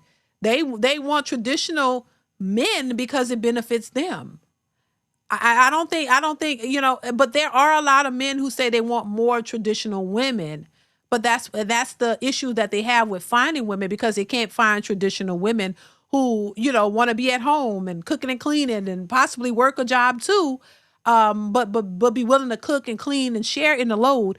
They can't even find women who are willing to share. So I think, because women are the ones who are pushing that. Women are constantly pushing a traditional man. Oh, the man's supposed to be the protector and a provider, but they never want to point out the role of the woman, because that's not something that they're interested in. They fought against it. They no longer want to do that, but they only want tradition when it benefits them. And the main traditional aspect that they want out of a relationship is the provisional, you know, man, the man who's going to pay all the bills, pay for every single thing, while they continue to be modern women, though. See, that's the thing. They want traditionalism from a man, but not from them. They don't want to be traditional women. So I think women are constantly the ones pushing it. I think men understand that there probably aren't too many super traditional women anymore. The majority of women are all following each other with their bonnets on, saying we want protectors and providers. But when you say, hey, are you willing to cook and clean and be at home with the kids? No, they're like, no, I don't want to do that. That's slavery. I want to be outside. I want to make my money, but your money is my money and my money is my money. So they don't want to contribute. They don't want to go 50-50. They don't want to do the equality thing that they created. So you don't want tradition on your part, and you don't want and you don't even want to subscribe to equality, something y'all fought for, which is what you have now. You still want to be looked at as in a traditional way. So it's a problem, because men are moving and going to other places trying to meet different women who are more traditional, while women are stuck just, you know, trying to figure everything out and put the pieces together. And men are suffering too, because they don't have women who they deem wifely women. They don't even know if they'll be able to find suitable women to marry and build families with. So both sides are going to suffer, because, you know, they're saying the birth rates are down because people don't want to, you know, people are deciding not to have children anymore. They like, children is too expensive. The economy is too bad. It costs too much. You know, children are the last thing, you know, that's the last things that are on their mind, because it's too expensive to do it. And then if you got to do it all by yourself, that makes it even more difficult. So I think men realize that. Women realize it too, but they still are looking for a man who's going to pay for a lifestyle. And men aren't trying to do that. They're trying to just make it, provide a good life for themselves, take care of their kids, but they're not looking to provide all this expensive stuff that these women are looking for. So I think there's a lot going on, and it's not the majority of it, in my opinion, is not conducive to healthy, stable relationships anymore. So men are just would rather go it alone because they don't want to have to deal with these types of women. So I think that's a big problem. The women won't settle because they feel like they're settling. If they got to work, they're like, I don't need no man. So I'll just do it by myself. But then they're complaining about doing it by themselves and calling the men sassy. So it's just a big, big issue that I don't think is going to resolve itself anytime soon, you know? But thank you, Night Call. I appreciate 401. Thank you so much for the super chat and for your commentary. Ooh, my throat dry. I got my eyes hurt and my throat is dry, y'all. My eyes are burning. And they're very sensitive. That's why I put these glasses on too. And I can't see, child. Maddie E, thank you for the super chat. Says, Meg better see the light and straighten up or she will be 40, 50 years with no child and not married. Oh my God. Right. And I mean, thank you, Maddie E, D50. Thank you so much for the super. I hope I said your name right. I appreciate the super chat. Or is it D50? Yeah, I mean, if her goal is to be married and have a family, yeah, you gotta get it together, you know. And unfortunately, once again, your image and how you portray yourself and is not it doesn't it doesn't do her any justice. Is all I'm gonna say. She could be a nice woman, very loyal, all of that stuff, but that's not what people see. And my thing is, why would you want to? Now, I understand the business side of it, and if that's how she got in and that's how she got to continue to be for her business, I get it. But unfortunately, it's going to have an impact on her personal life, you know? And I don't think it's fair, but it is the nature of what it is, you know? Thank you, Manny. It's the nature of what it is. No, Link Johnson says you got a hangover. No, I do not drink. Oh, hell no. I rebuke that, honey. Link Johnson, baby, I don't drink. Oh, no. I don't drink. I don't do drugs. I don't do none of that. No, my eyes are just because I wear makeup. I think the makeup might have irritated my eyes or whatever. Oh, no, honey, I don't have no hangover. I do not drink. Now, look. I had a couple of wine coolers about 15 years ago. Oh my God. Was it 15 years? I have to ask my husband. Child, it's been a long time. Maybe 10 years ago. And I had a hangover then. I had like a couple of wine coolers and they say I was toe up. I think it was probably 15 years ago, child. And I cannot do it. I could not, you know how they say certain people can't handle their liquor? If I was a drinker, oh God, no, I couldn't do it. I've had wine coolers before. There was this holiday party years ago. I had a little sip of something. It was nasty as hell. And I gave that away. I'm like, nah, I don't want it. It was a cute drink. I tasted it. It tastes nasty. Alcohol is nasty to me. I don't. And look, to each his own. Do you? They be saying like certain wine is sweet and I tasted it. Nah, I'm not used to that kind of sweet. I'm not. Oh my God. I am not used to that kind of sweet. Like, why is it? Because I'm used to sugar sweet. You know what I'm saying? Like, I'm not used to the alcohol. Oh, these types of berries or these types of grapes is what they use. And these grapes are sweet. And it makes this wine sweet. And then I taste it. I'm like, ew, I don't taste nothing sweet. They taste nasty. I just don't have the taste. You know how some people have the taste? They be like, oh, yeah, you have the taste. I don't have the taste. I don't have the taste, y'all. Oh my God. I don't have the taste at all. You know what I'm saying? And I tried with a couple of wine coolers I do like. But that's about it, child. And I haven't had that. I mean, ooh, yeah, I have not.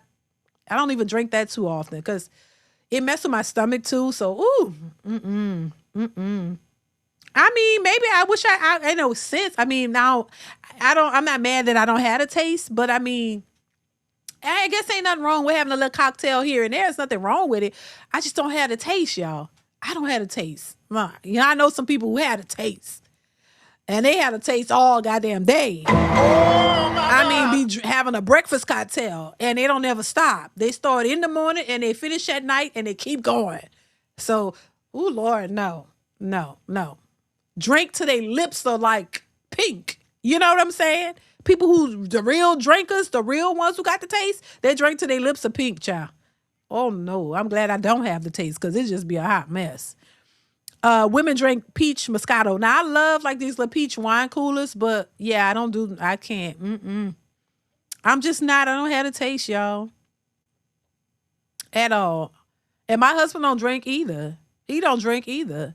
Now has had a drink. Now he's not that he's never, but he's not a drinker either. And I love that. He doesn't smoke. He don't drink. I don't smoke. I don't drink. So love that. Love that. Love that. Now if you smoke, ain't nothing wrong with it or drink. I guess that's your business. But yeah, I'm just glad. Yeah, we don't need it. We don't need it, child. Allergies. Somebody say allergy season. That's when I'm that too. I deal with allergies a lot.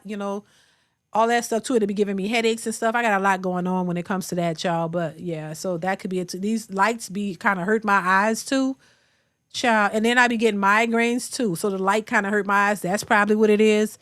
But oh Lord. But that's a whole nother story. Okay, let's move right along. Moving right along. You guys, have you heard about this whole White House correspondence dinner shooting? What's y'all thoughts on that? Leave your thoughts in the comments below. Hit the like button, y'all. We got 120 people in the building, 92 likes. What's y'all thoughts on the White House correspondence dinner shooting? This video is all over social media. They're saying that they've identified the suspect, y'all. FBI, they secures his California home. The guy in question is Cole Allen, who is 31 years old from Torrance, California. He is the man accused of opening fire at the Washington Hilton Hotel during the White House Correspondents' Dinner. The suspect is in custody as authorities are continuing to investigate a motive for the shooting. Donald Trump was whisked away from the Washington Hilton Hotel by Secret Service, along with First Lady Melania Trump and other high-level cabinet officials. So they have the guy that they're looking for. I want to play. I posted a video on this, so if you want to watch that, you can. But I'm going to go ahead and just pull up a little snippet of this whole situation, y'all. But this is crazy. I'm still trying to find out how people are able to get into these vents with these guns. How are they able to do this? Check this out. This is...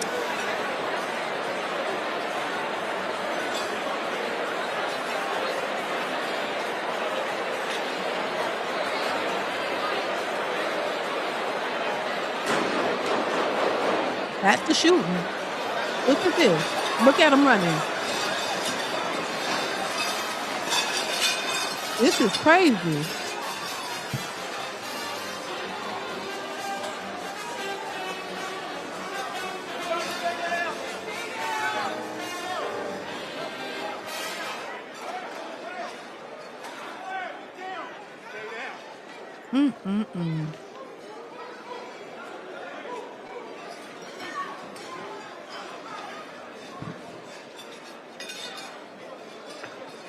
Boy, they can't even have their dinner in peace for this foolishness.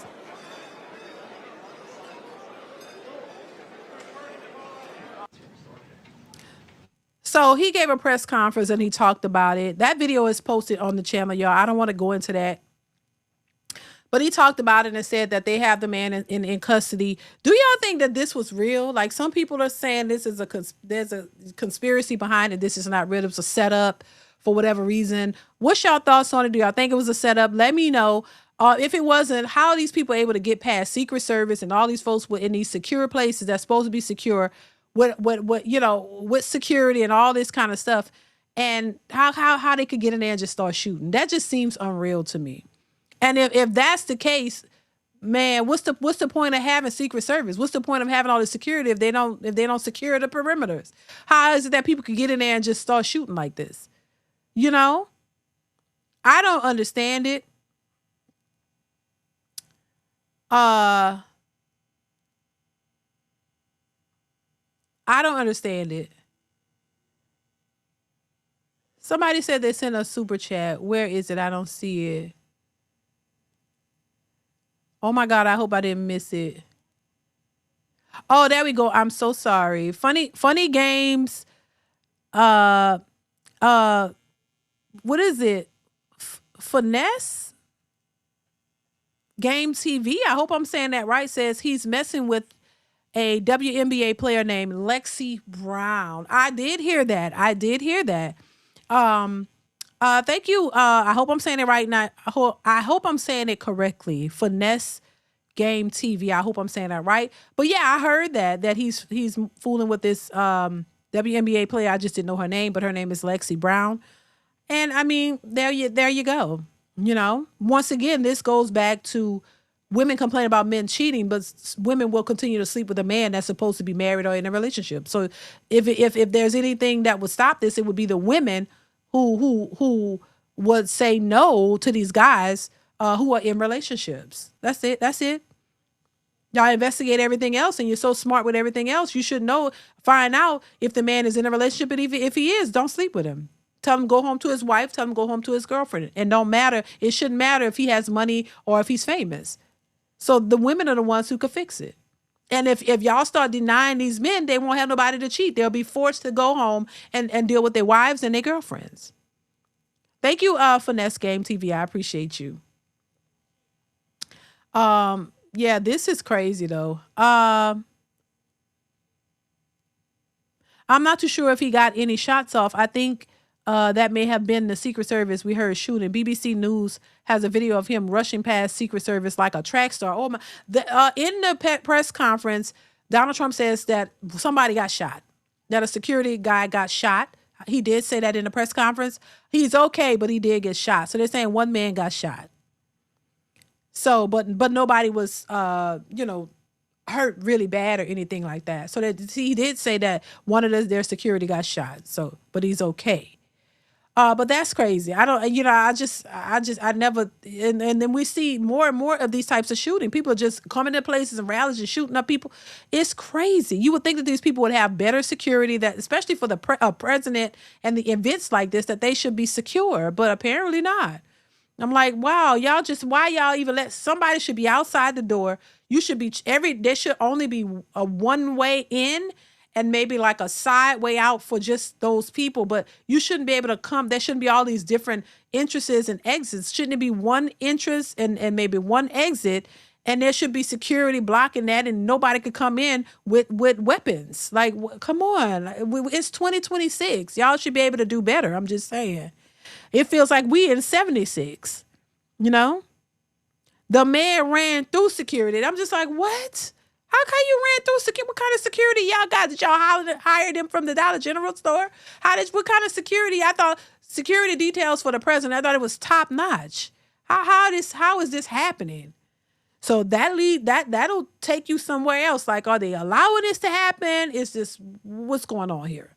What's going on? And if it's this easy to do, this will make more people feel like they can do it. You know what I mean? But anyway, what's y'all thoughts on that? Let me know in the comments below. I want to move on. I want to play one more clip for you guys, and then we're going to wrap this up. Make sure you guys are hitting the like button. Hit the like button. Hit the like button, y'all. Anybody around Trump should know their life is at risk. Child, I'd be scared as hell. I really would be, because this security is, I don't know, it don't seem like top notch to me. I'm just saying. I want to pull up this next clip for you guys because I think this is very important when it comes to the dating market. So many people are stating that dating in 2026 is trash. A lot of people don't see it as necessary to date in this current climate. A lot of men are saying that they are no longer participating in these expensive dates for women, that they're not looking to pay all this money or spend all this money on extravagant dates. And then some men are just saying it's just not worth it. And that it's not worth it, that they're having a hard time finding the type of women that they want to take seriously. And now they're just like, they just feel that it's cooked. So I want to play this video of men mostly, and a couple of women, I think, who are talking about the dating scene in 2026 and how they just feel like they're cooked. They don't think that they'll ever be able to find the type of person that they're looking for. And I think that is unfortunate. But I want to go ahead and play what they had to say. Make sure you let me know what you think. All right. So make sure you guys chime in. I want to hear your thoughts on this one, but let's go ahead and get into it. Here we go. I'm done dating in 2026. Like, I'm literally done dating. The reason why I'm done dating is because it's too many expectations. It's too many standards. It's too many, if you don't do this, then I'm not doing this. Or if you can't do this, then I don't need to do this. Or it's just too much. I feel like everyone has been hurt. And I feel like everyone is just like, it's just too much. I feel like it's too many rules to dating now. Like, it's like if a guy or a woman isn't doing a certain thing, it's like everybody wants to use everyone for money. If you don't want to use everyone for money, everyone's going for looks. Anyone's going for, I just want to have sex, or I just want to casually date. Like, I think I should just stay single forever, because this generation is completely different. It just doesn't make sense. I think I'm done. Or I think I'm gay. I think I'm going to go with girls. Girl. Come back later. If you're going to be dating women in 2026, I got 3 things for you. So beyond that initial hug, He looked like one of the Hodge twins. Like, he could be their younger brother, in my opinion. Don't he look like the Hodge twins a little bit? He kind of looked like the Hodge twins to me, y'all. But anyway, let's continue. Hit the like button. Is a date y'all finally met. If y'all go throughout the rest of the date and she's not tapping you on the arm, tapping you on the chest, so funny, she's not feeling you. You about to go in the friend zone. Number 2 is very important for my talkative guys. Let the conversation breathe. A conversation doesn't need to be happening at all times. Here's the thing. You can open up a conversation. If they give a short reply back, let it breathe. Maybe they're thinking of something to ask you back. Allow them the opportunity to add to the conversation. The most important one for my guys is if she is moving away from you, it still feels like you're having to chase her. Let her run. Let her run. Nothing that you are supposed to have is moving in the opposite direction of you. So if y'all aren't moving towards each other, if it doesn't feel that way, let it go. Something that no one ever talks about. When men found out all it takes is $150 for one night with the woman of your dreams, it completely changed the game. It completely changed the game and changed the whole dating pool. I know dudes that used to want to be a husband and all these kind of things, and now they don't want to go to the gym no more. They don't want to brush their hair. They don't go to church. They don't go nowhere. They don't want to go out. They don't even want to go on dating apps for looking for women.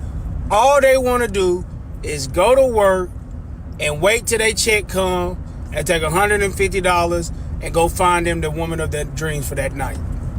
If you happen to see me on Hinge, just ignore my page. Just ignore it, hit X. Don't like my stuff. I'm just there to be nosy, that's it. I ain't really trying to get into no situation or nothing. I'm just there to see what's going on in the streets. I just don't feel like dating. That's my thing. Like, I don't feel like going on dates and this and that. And it's not like I think that the dating scene is a huge dumpster fire, this and that. There's no good people out there. I think there's great people out there. There's great companions, great partners, and all that out there. I truly believe that. I got faith. But I just don't feel like doing the whole courtship. I don't feel like doing that at all. So honestly, I probably should just delete my profile on there, but I like being nosy. And like, I just don't feel like sitting down, planning a date out. I don't feel like getting there, coming up with a bunch of questions. And I sit there with my little silly ass life story telling you, yeah, I joined the army. Yeah, I don't drink. No, I don't have kids. Like, I don't feel like sitting there doing that over and over and over, like having to think. I don't feel like doing it. I don't got the energy. This is why I don't do expensive first dates. For any girl who has a problem with that, why? If you feel entitled to my money, what am I entitled to? That's right. The answer is nothing. Carrying on. Reason number 2 is I'm a very outgoing guy, so I can make any situation a fun time. Guys who typically spend a lot of money don't have the best personality. Therefore, they make up for it by spending a lot of money. I can guarantee you, take a super funny, charismatic guy and have a parked car conversation with some tacos. Then take a boring guy and put him at a steakhouse. I guarantee you the girl would have a way more fun of a time with the tacos in the car versus the guy who's boring at the steakhouse. At the end of the day, spend what's in your budget. Don't let any person shame you into spending a lot of money you don't have. Need more help with this stuff? DM me the word dates on IG. Let's go, Kings. Fellas, until she's proven herself to you by way of Pound Town, No expensive dates, no expensive dinner dates. You have to keep your investment low.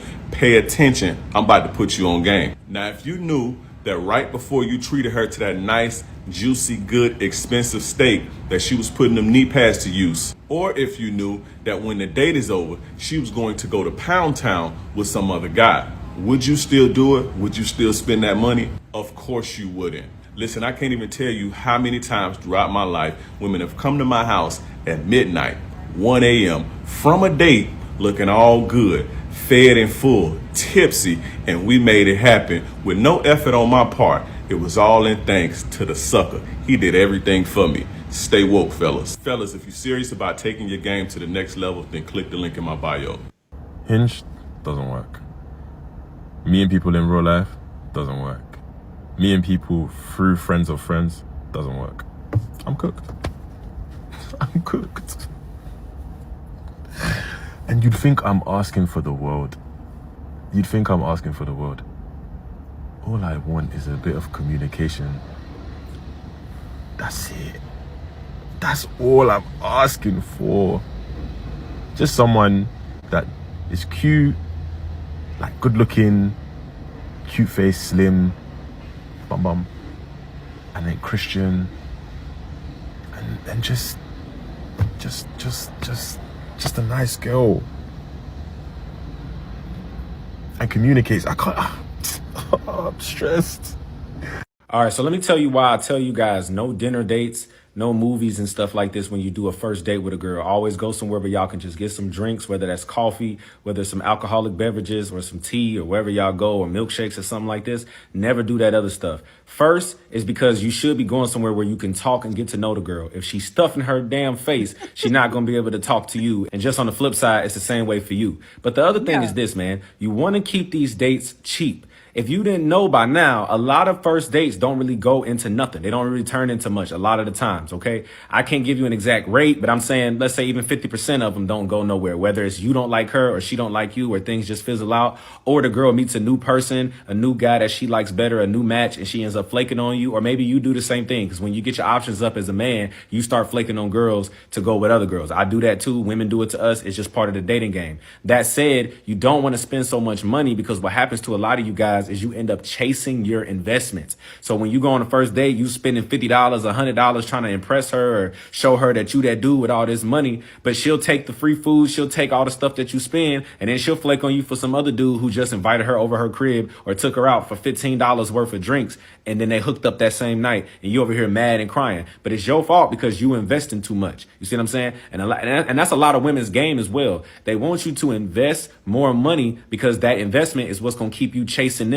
So a lot of girls will try to get you to invest early. That's why these girls, they do this whole, oh, you're going to have to take me out to eat. Why would I take you out to eat? And I don't even know you yet. I don't even know if I like your companionship. Let's go somewhere and just talk. You can't let women run these things like this. You ain't got to argue with her or nothing. If you got a girl that's trying to demand that you take her out to eat or something, she got low interest or no interest in you, and you need to just chalk it up. A lot of times I find that women who actually want to date you and get to know you, they are fine with going out for drinks. Heck, I done been out with girls and they paid for the drinks themselves. See what I'm saying? So you can find girls out here that really like you for you and want to get to know you, but definitely don't be spending all this money, because now you ain't even chasing the girl. You chasing that investment, and you counting up the days and the dates until you get that ass, and you mad. I spent $50 here, $100. You gonna pay me back, bitch. That's what you starting to think, and I feel you. But Oh my God. Listen, hit the like button, y'all. Listen, I say this all the time. A woman who is really interested in you, she's not gonna be requesting all of that. That's just how it is. You know what I'm saying? And look, it used to be a time where certain women, not all women, but certain women wouldn't allow you to spend too much money on them or buy, expensive gifts for them, because they understood that there's an expectation behind that. Or as the man who doing that, he might have some type of ulterior motive. So not gonna say a lot, but some women have had the mindset that, I'm not gonna accept expensive gifts from you, and I just met you, and I don't want you to spend a whole lot of money on me. In fact, listen, I'll pay my part and you pay yours. Some women have done that, not a lot. But I'm saying they won't let you go too overboard, because they don't want you to have any expectations from them, especially because y'all don't know each other. So, hey, you take me out somewhere nice. You wanted to take me out. It's quite natural that if a man offers you out, that he would be willing to pay. Most men are expecting to pay for a date where he, for a woman that a lady that he asks out, he's picking the place, he's choosing where he's taking her. Most men will expect to pay that. But I think the problem is when these women approach it from their lens where they're like, no, you got to take me here. I don't want to go to Red Lobster. I don't want to go here. I don't want to go there. But that's where you as the man, you make that decision. You make that call. No, I'm taking you where I want to take you. And if you don't want to go there, okay, well, you could just go home. I could take you home because you can't let the women control the narrative, especially when you're the one you're supposed to be courting her. You're supposed to be trying to get to know her. But I think this is only a problem when these women have a certain expectation and they don't really like you. Because once again, women who really like certain men, they don't have all these requirements for. I mean, I've seen it in real life, in real time. A lot of women who date certain guys that they find attractive, they think he's fine. They don't care how much money he got. Child, they be with him. They'll be, like I said, they'll be in the back of his car with the quickness. They'll be in the back seat with him, spending time with him, giving him what he wants, and they have no qualms about it. They don't ask him how much money he make or none of that. They'd be willing to work with the guy that they care about. That's just how it go. So to me, it's a red flag when you find a woman who's off the rip, like, I need you to pay this and do this if you want to take me out. That means she's not that, and she's not that attracted to you, and she don't see you in that way. So in order for her to feel like this was worth something, she got to get something out of it. So you got to pay for a bill, pay for this, take her to the most expensive, because she knows after this, she's not really interested. And if you keep pursuing her, she's going to keep asking you for more and more and more, because that's what it's all about for her. She's already made up in her mind that she don't like you. So I don't like him, but if he going to keep taking me out, if he going to keep wanting to see me, then I'm going to keep making him pay for it. That's just what that is. Classy young man 35 says, I asked a woman, let's Dutch date. She said, let's no date. Child. Okay, and then keep it moving. If you don't, but there are some women, and I won't put all women in the category. Some women don't want you to have any expectations from them, but they have expectations from you. You got to realize it's just a date.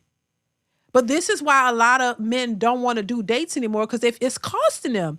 And if men are looking to date and they're dating several women to find out which one is compatible, that's gonna be a lot of money that they're spending if every date is $500. If all these women want upscale restaurants and dates, this is a lot of money to spend on something that you are not even sure is going to take off. And I said this before, if women are the ones who have to pay for the dates, there would be no dates, period. Because most of these women wouldn't even pay the amount of money that they're expecting these men to pay. So just think about if you were the one who had to pursue the man and pay for all the dates. Oh, baby, there wouldn't be no dates. They'll be cooking at home. Then they'll find another way. They'll cook at home because it's much cheaper. But if a man said, hey, I'll cook you dinner, they're like, I don't want to go to your house. I don't want I want to go out, So it's a double standard for sure. But I just think now men are clearly coming out saying they're tired of these. They're not spending all this money. They're not doing all this because it's costing them, and they still end up by themselves. So yeah, it makes sense. It's a logical reason. There's logical reasoning behind why they're doing it, and it makes sense because once again, if women had to pay for the dates, there wouldn't be no dates because women they know they're not gonna want to pay all that. That's why they try to get y'all to do it. Hell, a lot of women don't even want to pay their own bills. Like if they can get a man to pay their bills, who would turn it down? So most women look to get men to pay things for them because that's what they're accustomed to, or that's what they expect, and they think that's what men should do. But now men are saying, damn, I can't go out here and pay all this money every time you look to date somebody just to try to get to know them. So they're like, nah, we're not doing that. But thank you, Classy. I appreciate you once again for the super chat. Night Call 411, thank you once again for the super chat. Says, people are saying that they don't want relationships / being single by label, but yet they're putting themselves in sex situations, hookups, that has the same consequences as if they were in relationships. That is so true. That is so true. And I say, because it's like, because you really want it. Most people want companionship. Most people want a relationship. They just don't. Nobody wants to be in a bad relationship, which that makes sense. People because we're meant for that. That's what we're meant for that. So it's an innate like feeling to want to have companionship, to want to be with the opposite sex. It's a natural thing, but people want it in a certain way, you know. And I will say once again, nobody wants to be in a horrible relationship with a horrible person. That kind of throws it off. So, but this is why you have people who say they don't want it, but they still go to the dating apps. You still going out here trying to meet people. You say you don't want nobody, you don't need them, but you still looking around looking for a man to approach you. Or, you know, even some men will say, you know, they're done, but they still, if they find, you're only done because you don't think that it's possible. But if you find somebody that's good or you think it's good, you'll try. You know, there are people who say who've been married and got divorces, and they'll say, I'm never going in another marriage, and then they end up married. So I think it's natural for people to say that if they've been hurt or if they've been in a situation that didn't work out, but they really want companionship. You just want it, and you want to, everybody would love to be in a situation that will work. That's somebody that's compatible and y'all understand each other and y'all know how to communicate and you don't have these issues and y'all working together and making it happen. Most people want that. It's just that people are picking folks based off of the wrong things. We all have been given bad information. We don't know really how to deal with other people for real or communicate properly. And so most of us were not taught how about men and women and relationships and how to make it work. Because a lot of us we've never really seen successful relationships. I'll put it like this. We've seen more jacked up relationships than we've seen good ones. So everybody gravitate to the negative because that's the majority of what we see. So, and people give bad advice. A lot of people were raised to be independent thinkers and independent folks. You don't depend on nobody. So the trust levels are down, you know, so it's a lot that's contributed to the demise of relationships and how people think. And so it's just there now. And it's getting worse because of certain experiences that people have had. And based off cultural norms, society telling, you know, women and men certain things. So it's a lot of things that are contributing to this.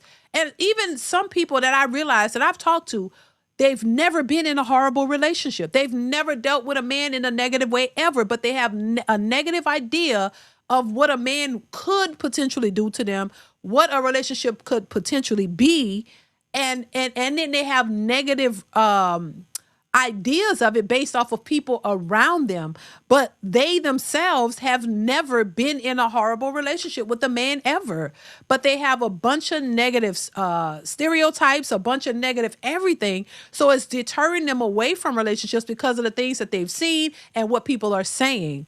But what I notice about that is they don't look at the positive ones. The negatives always outweigh the positive. And so they focus on the negatives. And then when they see the positive, they can't believe it. It's like, I don't believe it. Oh my God, that can't be true. Because everybody's speaking on negative relationships. But when you do speak on the positive ones, people are like shocked. Like, there's no way. You got a faithful man? Oh my God. He married you? Oh my God. Y'all live in the same house, you know? Oh my God. Like, oh my God, he's loving, he's caring. Oh my God, he cares about his kids. He takes care of his kids. Oh my God. They like shock the shingles. Like this can't, especially if he's a black man, they like shock the shingles. Like, oh no, something got to be wrong. They feel like something got wrong. And I think what I would say is the something that I guess you could say would be wrong is that they're not perfect. That they make mistakes. There may not be the mistakes that you're used to hearing like everybody else because people think everybody's the same. There's no infidelity. There's no running and leaving and not being at home, leaving your family for weeks and going out doing your own thing. And they're not trying to hold you down in the cellar like you're a slave and treat you bad and beat you down and knocking your head in between the washer and dryer. They can't believe that's not happening because everybody that they talk to have those experiences. So when you do come across people who don't have those experiences, it seems like, oh, you lucked up. Like, oh, Lord, you just lucked up because that can't be, you know, so it's a shock to folks. If y'all remember the story I told y'all about a pastor saw me and my husband and our kids, this when the kids were smaller. And he was like, are those all y'all kids together? And he was like, yeah, that's my wife. That's my kids. He was like, together? And he was like, yeah, pastor, don't you know the Bible, pastor? Don't in the Bible it says be fruitful and multiply? And then he had several kids by different women. I don't know if y'all remember me telling that story, but I told that story. How the pastor himself had different women and children. And he couldn't fathom that, oh my God, it's a black couple too. And y'all together? With y'all keep, and we used to get that all the time. And I say this, no, it's not perfect. Nothing's perfect. Nobody's perfect. I have my flaws, and I believe my husband has his flaws when it comes to the way we were raised, his background, my background. And so he's taught a certain way. He has certain beliefs, and I had to struggle with how I was taught being raised by a single mother because I didn't know how to be a wife. So those are things you have to learn. You know what I'm saying? So you thank God I learned them while being married, because if I had not, who knows, I could have been at the age I am still single with that mentality that I had as a younger woman. So, it's just that's why I say it's not like the behavior can't change and that you can't get something that's solid and stable, but you have to change your mentality. You can't look at other people's experiences and put that on yourself, because you already come into the situation with preconceived notions about what you think is going to happen. I've been there too. And so you create your own reality. You start doing things to create something that you believe is going to happen based off what somebody else has already told you, even though you haven't experienced it. And I think that's a problem. That's a dilemma that a lot of people in general have. The same thing with men. They've been told that women ain't this and women are horrible. And you go out here thinking, oh, women are horrible. And because you've come across some women who did you dirty, you start to put every woman in that category. And every woman is not like that. You just haven't come across the one that isn't. And so this is why I say, I don't think that's a good way to be. I really don't. I don't think that that's a good way to be. I think you have to learn how to distinguish between what people are saying and their experiences versus what you put out there and what you and how you how you go about getting what you want and the standards that you have for yourself. Because the standards that you have for yourself are not the same as your grandmothers and your mothers and the people who had certain standards or certain values or the lack thereof. And you don't know how they showed up in those relationships in order for it to turn out the way it turned out. You got to keep in mind that a relationship is not one-sided. It takes two. So you can't always put it all on that person. You have to look at how you showed up too. There's a lot of examples I could give of me being in the wrong early in my marriage, where I had to learn some things. I wasn't just this, I had an attitude sometimes. I thought everything's supposed to revolve around me. That's things I had to learn. I'm thinking like it's all about me. No, it's not. Especially when you bring kids into the picture as well. It's not just about you. You have to consider the other person. And I think these are just some basic rules that people need to learn. You cannot live your life through somebody else's lenses. You have to figure out what you need to do and figure out if the person that you're dating is worth your time and your attention. Are they on the same page that of where you're trying to go? Do y'all have the same goals? Do y'all have things in alignment to one another? Does he want a family? Is he a cheater? Does he have a bunch of women on his roster? Y'all got to look at that stuff. The same way I tell men, you got to look at a woman's nature. Is she outside all the time? Does she want to be in the streets all the time? Does she even want to be in a relationship? Does she like to hang out with her friends? Because who you get is who you get. You can't change them into something else. You can't change them to what you want them to be. You gotta see them for who they are. And if who they are is what you want, then okay. And this is why you have to take time to vet people, because if you just jump in something too quick, you don't know who they are. People don't always show who they are right away, but give it a little time and just see. Don't jump head in first. Just take it slow. See if this person has the qualities that you want. If you start seeing things that just don't line up, then you can move on, and there's no harm, no foul. You don't have to deal with foolishness. You don't have to deal with disrespect. If you don't have to deal with that type of stuff. So yeah, it's a lot that goes into it, but it's doable. But you gotta go into a relationship or dating with the right reasons in mind and vet the person to see what they're about. And if they ain't about what you're looking for, keep it moving. But I don't know how I get there. But thank you, Night Call. I appreciate you once again for the super chat. Thank you so much. Narratives and Dialogue says, do you see these hyenas in the chat mad at you? No, I don't. I don't see it. But shout out to them. Hell, at least they in the chat. Thank you so much for being here. I appreciate you. Thank you, Narratives and Dialogues. I appreciate you.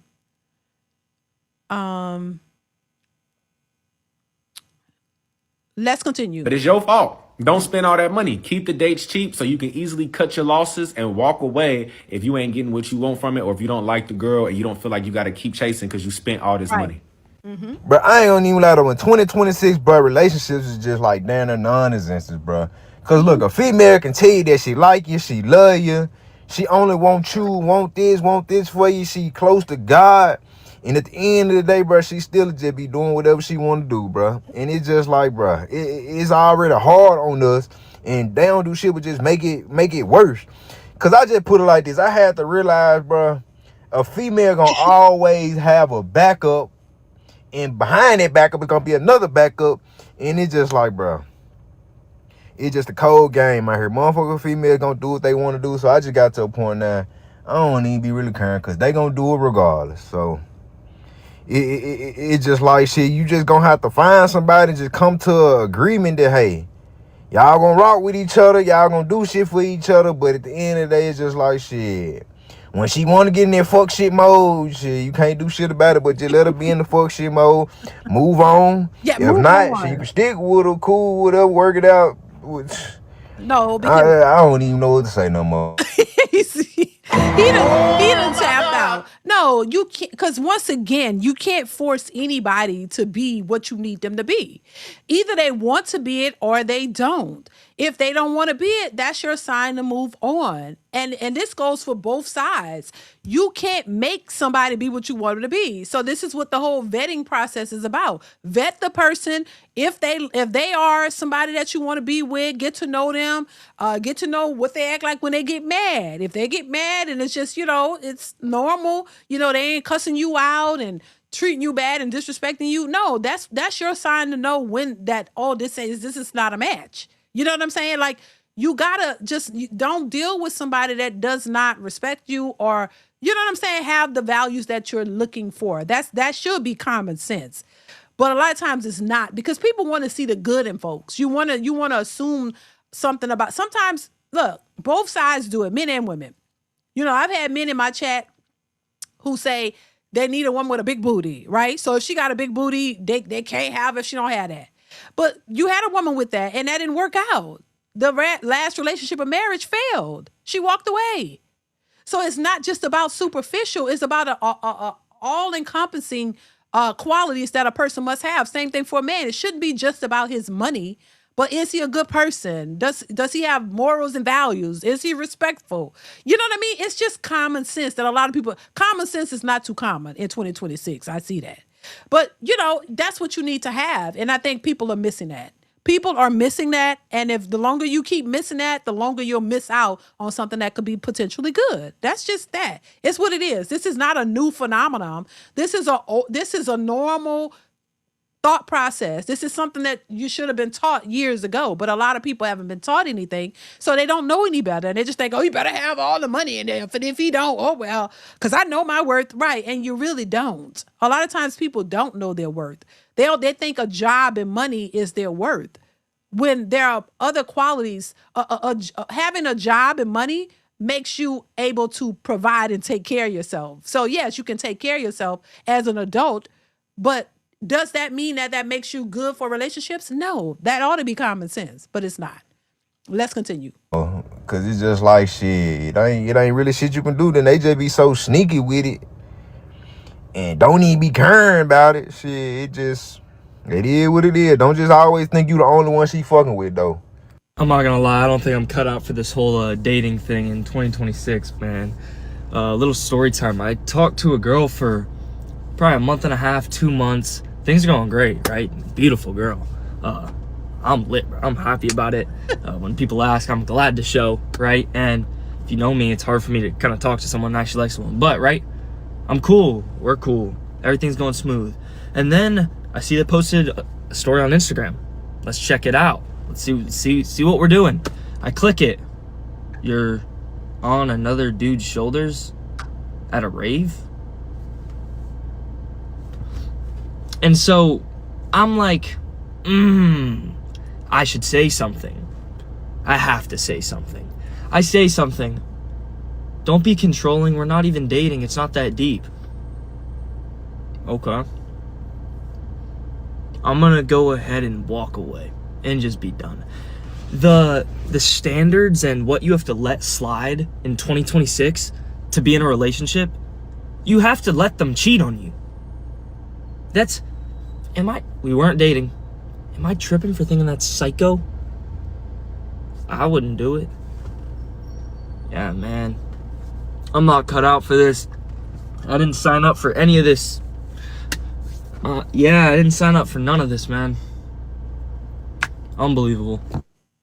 Yeah, it is unbelievable. But it's just what's out here. This is why a lot of men are saying they're moving on to somewhere, to try to find suitable women or wives or whatever, because they just, the mentality of a lot of women, and it's not all women, but the mentality of a lot of them is definitely messed up. They don't.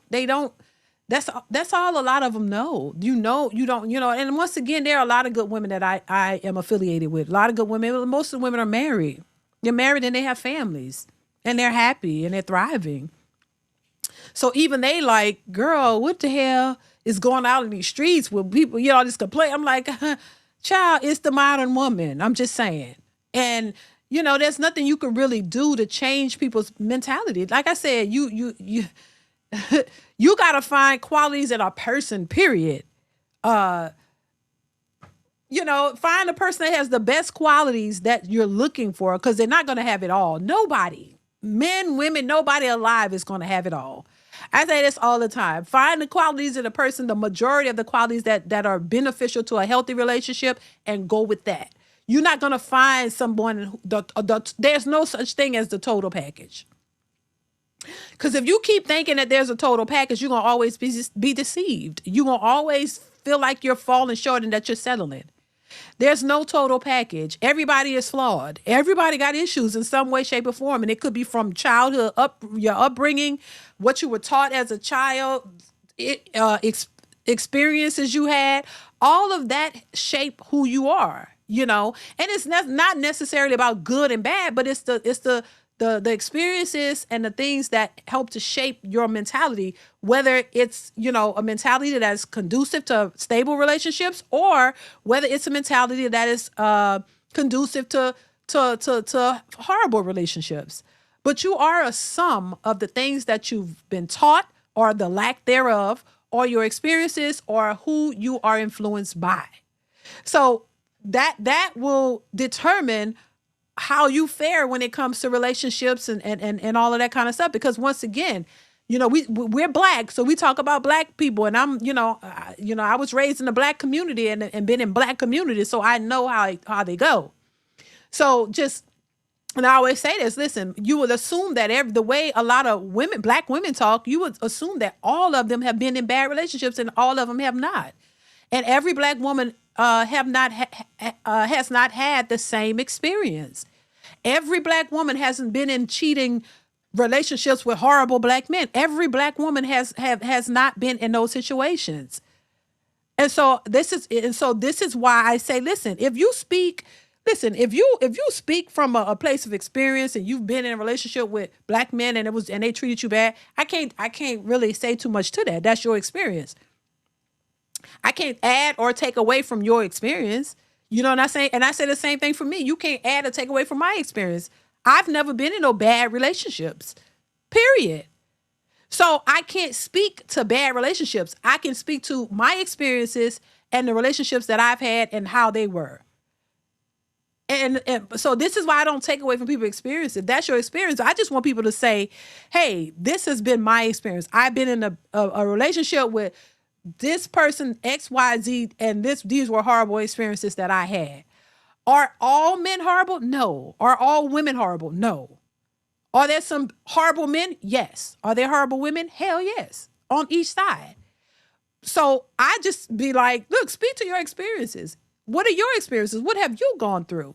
And what have you learned from those experiences? Because that's what it's all about. We all go through things, but it's what you learn from them that helps to make you a better person, and what makes you better for future endeavors, future relationships. Because if you keep going in relationships or going in, in situations with the same old mentality, and you didn't learn from it, because guess what? If you was in a relationship with a dude who did you dirty, there's still something you should learn from that relationship and that person, so that you don't find yourself in another relationship with that same type of person. So even if the person was the horrible one in that situation, there is something you should still take away from that. And, because if you don't, you could repeat it. And there is such a thing as of attracting certain types of folks. So if you recognize those patterns in the next situation, okay, oh no. And it goes for both sides. So yeah, any situation that you've been in, you should come away learning something from it so that you don't repeat it and you can do better the next time. But in learning, you have to learn yourself too. You have to realize certain things about yourself. What is it about you that you keep attracting these type of guys? And what is it about you that you can change to better your outcomes? And what is it that you should be looking for when you're trying to go into a relationship? What are your red flags? What are things that are automatic red flags? Don't ignore them. What are things that you change and what new questions do you ask when you're out here talking and courting or dating a guy or a girl, whatever? You should have a set of things that you've learned as well. So you'll take a different approach. Why? So you can get a different outcome. If you keep taking the same approach, you're going to keep getting the same outcome, and you're going to keep building a resume of horrible experiences. You got to look for things that will give you a different outcome, not the same old one. Meaning you got to attract or certain men and or women, whatever it is you're looking for, that is different from what you were looking for last time. So if you're only focused on aesthetics, outer beauty, and you've been doing that and you keep getting the worst of the worst, when maybe you need to stop focusing on that. Even if that's what you're attracted to, you got to change what you are attracted to if you want a different outcome. It seems simple, but it's the hardest thing for people to do. Why? Because people like what they like, and they're willing to like it even though it's not been beneficial to them in all their attempts. So you got to do something different in order to get a different outcome. And if you don't want to do that, well, either just, you could, if you want to just be by yourself and live your best life, hey, you could do that too. But if it's something you really want and you really want to have a future with somebody and build a family and all that, you got to take these things into consideration, because that's the only way to do it. If you don't take it serious enough to change and do things that will give you a better outcome and go for people who have the right motives and the right options, in which we don't always know. All of it, you're taking a risk. All of it is a risk-taking situation, but people are taking risk in the wrong ways. You see, saying that you got to be with a man that has a whole bunch of women is what some of these women say. It's just ridiculous. And then you work and then you get mad at the outcome. Come on. That's a big red flag to let you know that's not somebody that's going to look for a monogamous, healthy, stable relationship long term. No, he's just ready. He having fun. So why would you align yourself with somebody who's just trying to have fun? If that's not what you're trying to do. If that's what you're trying to do, cool. And that's your life. You can live it. But people are putting themselves in positions that is meant to yield a certain outcome, but you're thinking that you're supposed to get something else just off happenstance. You know what I'm saying? It doesn't make any logical sense, y'all. It really doesn't. Great win, 86. Thank you so much for being here. Say, let's go, DeeDee, with the late night live stream. Child, listen, great. Don't look for it, honey. I just had a little time.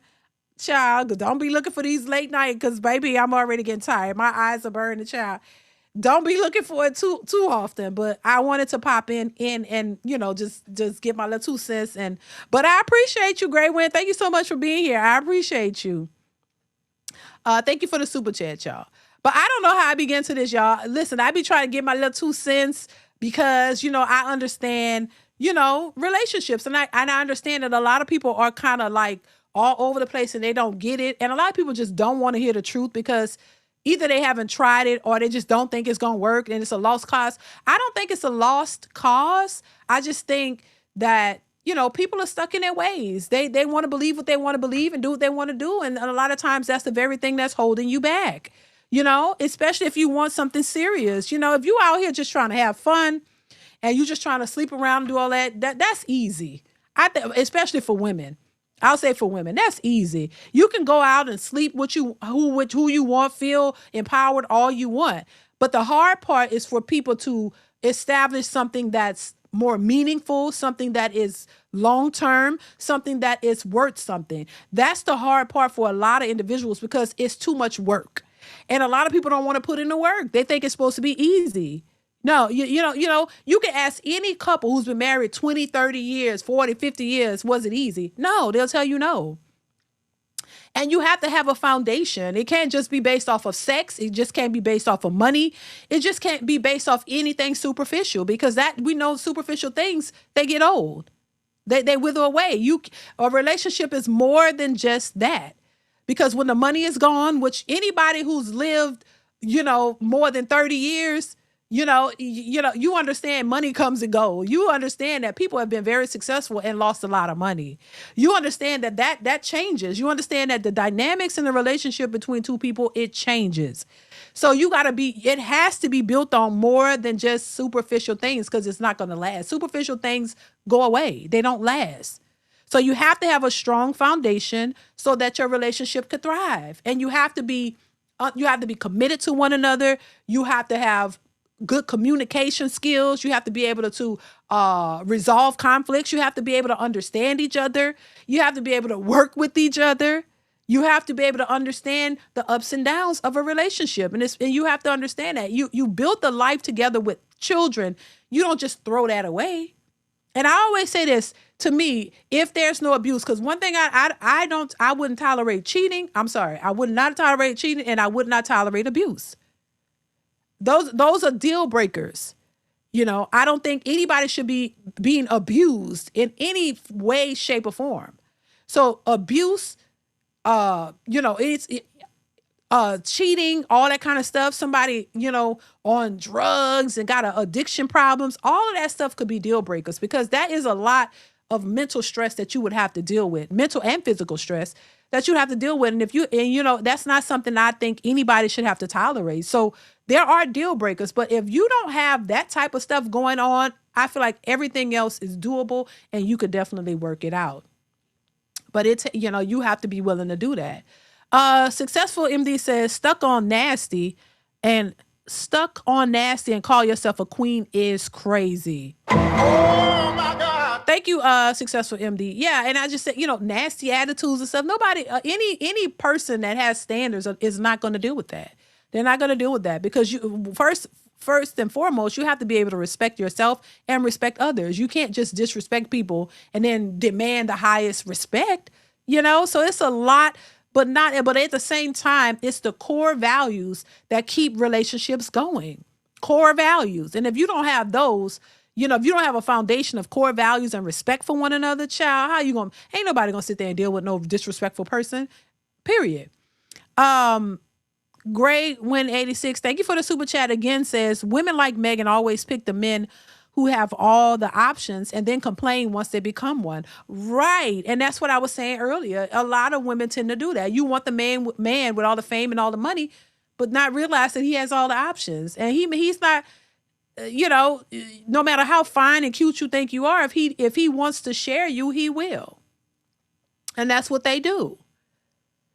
And so, which once again brings me to this mindset of wondering why so many women want to go after the men with all those options. Why wouldn't you want to find a nice guy who will be good and faithful to you, who's not trying to have all those options, who's content with you, who loves you? He don't need to care about all these other women. Why? Because then when you with him, you want monogamy, but he doesn't. Because he's used to being with all these women. And I say you can't change anybody. The only person that could change is the only time a person could change is when they really want to change. The minute he really says, you know what, I'm tired of this. I'm tired of fooling with all these women. I want a one woman who's going to have my kids and I want to marry her. Then that's when they decide. And when they decide, that's when they make that change or they do it. But I don't care how beautiful you are, how great you think your vagina is, it doesn't matter. If he doesn't want to change it, he doesn't want to just do what you want to do, he's not going to do it. He's not going to change for anyone.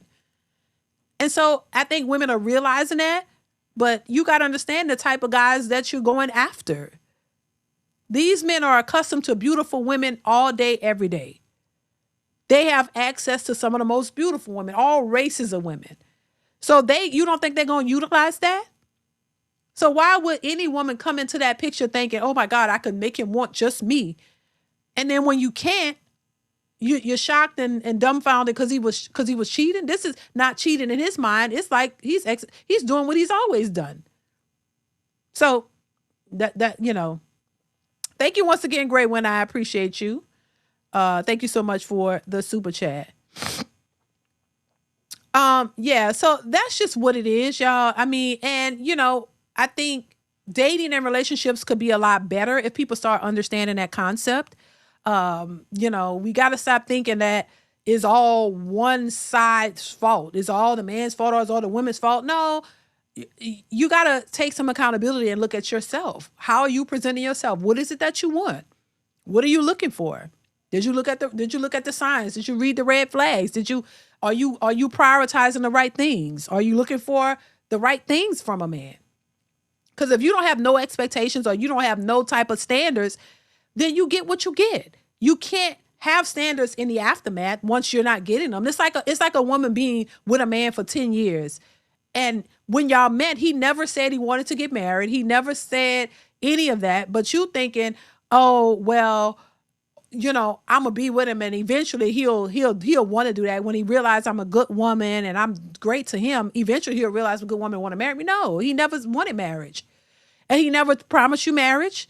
And it don't matter how good of a woman you are. If he's comfortable with what you've established, that's just what you're going to get. So this is why you have women who've been married, not married, but with men for 10 and 15 years and the man ain't never proposed because he don't want to do that. And you never made it a priority. You made him comfortable with what y'all established and even had kids for him. And still, that's not what he wants. So you can't be shocked when he don't marry you because he never wanted it. You decided you're going to be with him and you thought he was going to change his mind. No, men don't operate like women. Women, we change our minds. Men don't. They stick to what they want for the most part. And if you don't prioritize that and you don't let them know that this is a standard that you will not break, then they're going to go with what you give them. So this is why I say you have to let it be known what it is that you want in the beginning. If they're not willing to give that and you don't see them working towards it, don't sit in no relationship with somebody for 10 years expecting them to do something they never told you they were going to do. You got to watch their actions. You could say one thing, but if your actions don't align, I'm not going to sit here and sit with you for 10, 15 years and be your living girlfriend when I require marriage. No, you can't stay in those situations. You got to move on and find somebody who's willing to give you what you want. You know what I'm saying? So that's another area where people fall short. No. What's going on, the 18 letter? Shout out to the 18 letter 78. Thank you so much for the super chat. Says, I agree, DeeDee. People want to do what they want to do and then complain about the results of their actions. It happens all the time. Thank you, 18 letter. I appreciate you, bro. How you been? Yeah, I mean, people do this all the time. And I think either they just don't know or they think, oh, well, I'm going to show him how great I am and he's going to want to do it. And a lot of times they don't. They never wanted to do it. And then it's a shocker. And then y'all relationship will fall apart. And then he'll go with the next person. And this is the woman he's ready to marry and end up marrying her and doing everything that you wanted him to do, but he wasn't ready. So yeah, and I see that happen all the time too. Thank you, 18 letter. I appreciate you, bro. What's going on, Divine Photos? How you been? Says, funny, women are caping for Meg when she lied on Tory Lanez and slept with Kelsey's boyfriend. Child. Oh my God. Meg said Klay cheated in no context. They believed it. Exactly. Oh my But God. once again, that's the way a lot of women move. Not all. They just take the woman's side regardless. They don't care. I guess that's their idol. Maybe they look at her as that or something. They look up to her or whatever. I don't know. But that's very interesting. Thank you, Divine Photos. I appreciate you. How you been? So Klay will marry a traditional woman when the time comes. Probably so, Roddy. Probably so. And I think, that's what infuriates a lot of women. They're like, well, I was a good woman to him, but he wasn't ready for that. That's why you don't give your time and inch to somebody who doesn't share the values that you share and the things that the things that you respect and prioritize. You got to find somebody on the equal plane. But a lot of times you'll see they'll give that attention and all of that to those types of guys who they respect as far as financial status and celebrity. But you won't do that with an average guy who's on your, who's willing to give you what you want. You won't do that with him because he don't make enough money. When, money, your financial situations could change. You know what I'm saying? A lot of people have started out with no money and then they end up having a lot of money. But a lot of times, like what some of these women say, oh, well, they want to meet you. They don't want to, they want you at the finish line. They don't want to work with you and build with you and grow with you. They want you to already be established. And so, yeah, but it's a lot of factors that play into how these relationships work, thrive, or how they fail. And typically, if you're in a relationship and for whatever reason it's not working, it involves two people. So it takes two people to tango. Thank you, Defy Photos. I appreciate you. I appreciate and for the support. All right, y'all. We passed the 2-hour mark. I'm gonna go ahead and wrap this up, y'all. It's late. Jesus, I don't see how people be doing these lives late at night. I be getting tired, y'all. But shout out to y'all for being here. Shout out to everybody who gave super chats and cash apps. Shout out to everybody who supports the channel. I appreciate you. Make sure you guys are watching the videos that are posted on the channel. Also, if you are new to the channel and you like the content, go ahead and hit that subscribe button. It's free to subscribe, share, like, all that good stuff. And when you watch the videos posted on the channel, you guys just slide that bar to the left and hit the hype button so that I guess that's supposed to hype up the channel or help it to grow. But hit the hype button, y'all. Hype up the videos when you go to watch them as well, y'all. So once again, I appreciate you guys for being here. Listen, I have a lot more content coming. I post videos every single day. So make sure you guys are watching the videos that are posted, y'all. Hopefully, I'm back on Tuesday. I don't know for sure just yet, but hopefully I'll be live, hopefully on this coming Tuesday, y'all. So make sure you have that bell clicked on so that you'll be notified when I go live or post new content, all right? If you have any video content or anything that you would like me to review or react to, make sure you DM me on Instagram with the links to those videos. If you have something you want me to talk about or address or whatever, make sure you send them to my Instagram at DeeDeesReactions. All right. So shout out to everybody in the building. I appreciate you guys so much for being here. Y'all be blessed. Be safe out here in the streets, y'all. Stay tuned for more. And I will see you guys in the next one. I love you guys. Y'all be safe, and I'll see you really, really soon. All right. Mwah. Later.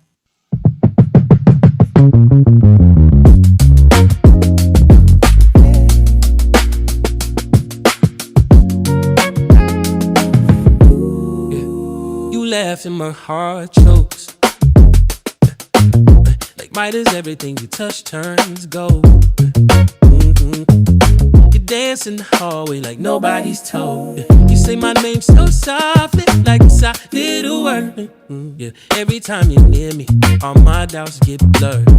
You take my day, turn it bright, brand new. Every look you give says I choose you. I get you more than anybody ever could. You get me in a way I never understood. In every little smile, every little move you do. Ooh, baby, I don't need a reason. I just know. I get you. Yeah, it's all about your dreams, eyes wide, shining clear. And you tell the wildest stories I could listen for years. And you roll your eyes and kiss me when I'm stubborn and proud. You pull me back to center when my thoughts get loud. You take my fear, turn it into truth. Yeah. Every time you touch me, I remember you. I get more than anybody ever could. You get me, yeah. In a way I never understood.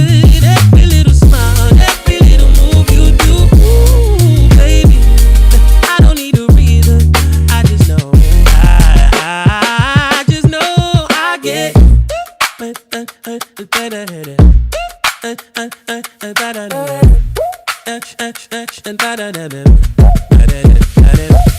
the world feels heavy on my shoulders, You leaning, lay your head right over mine. You say we can carry this together, and just like that.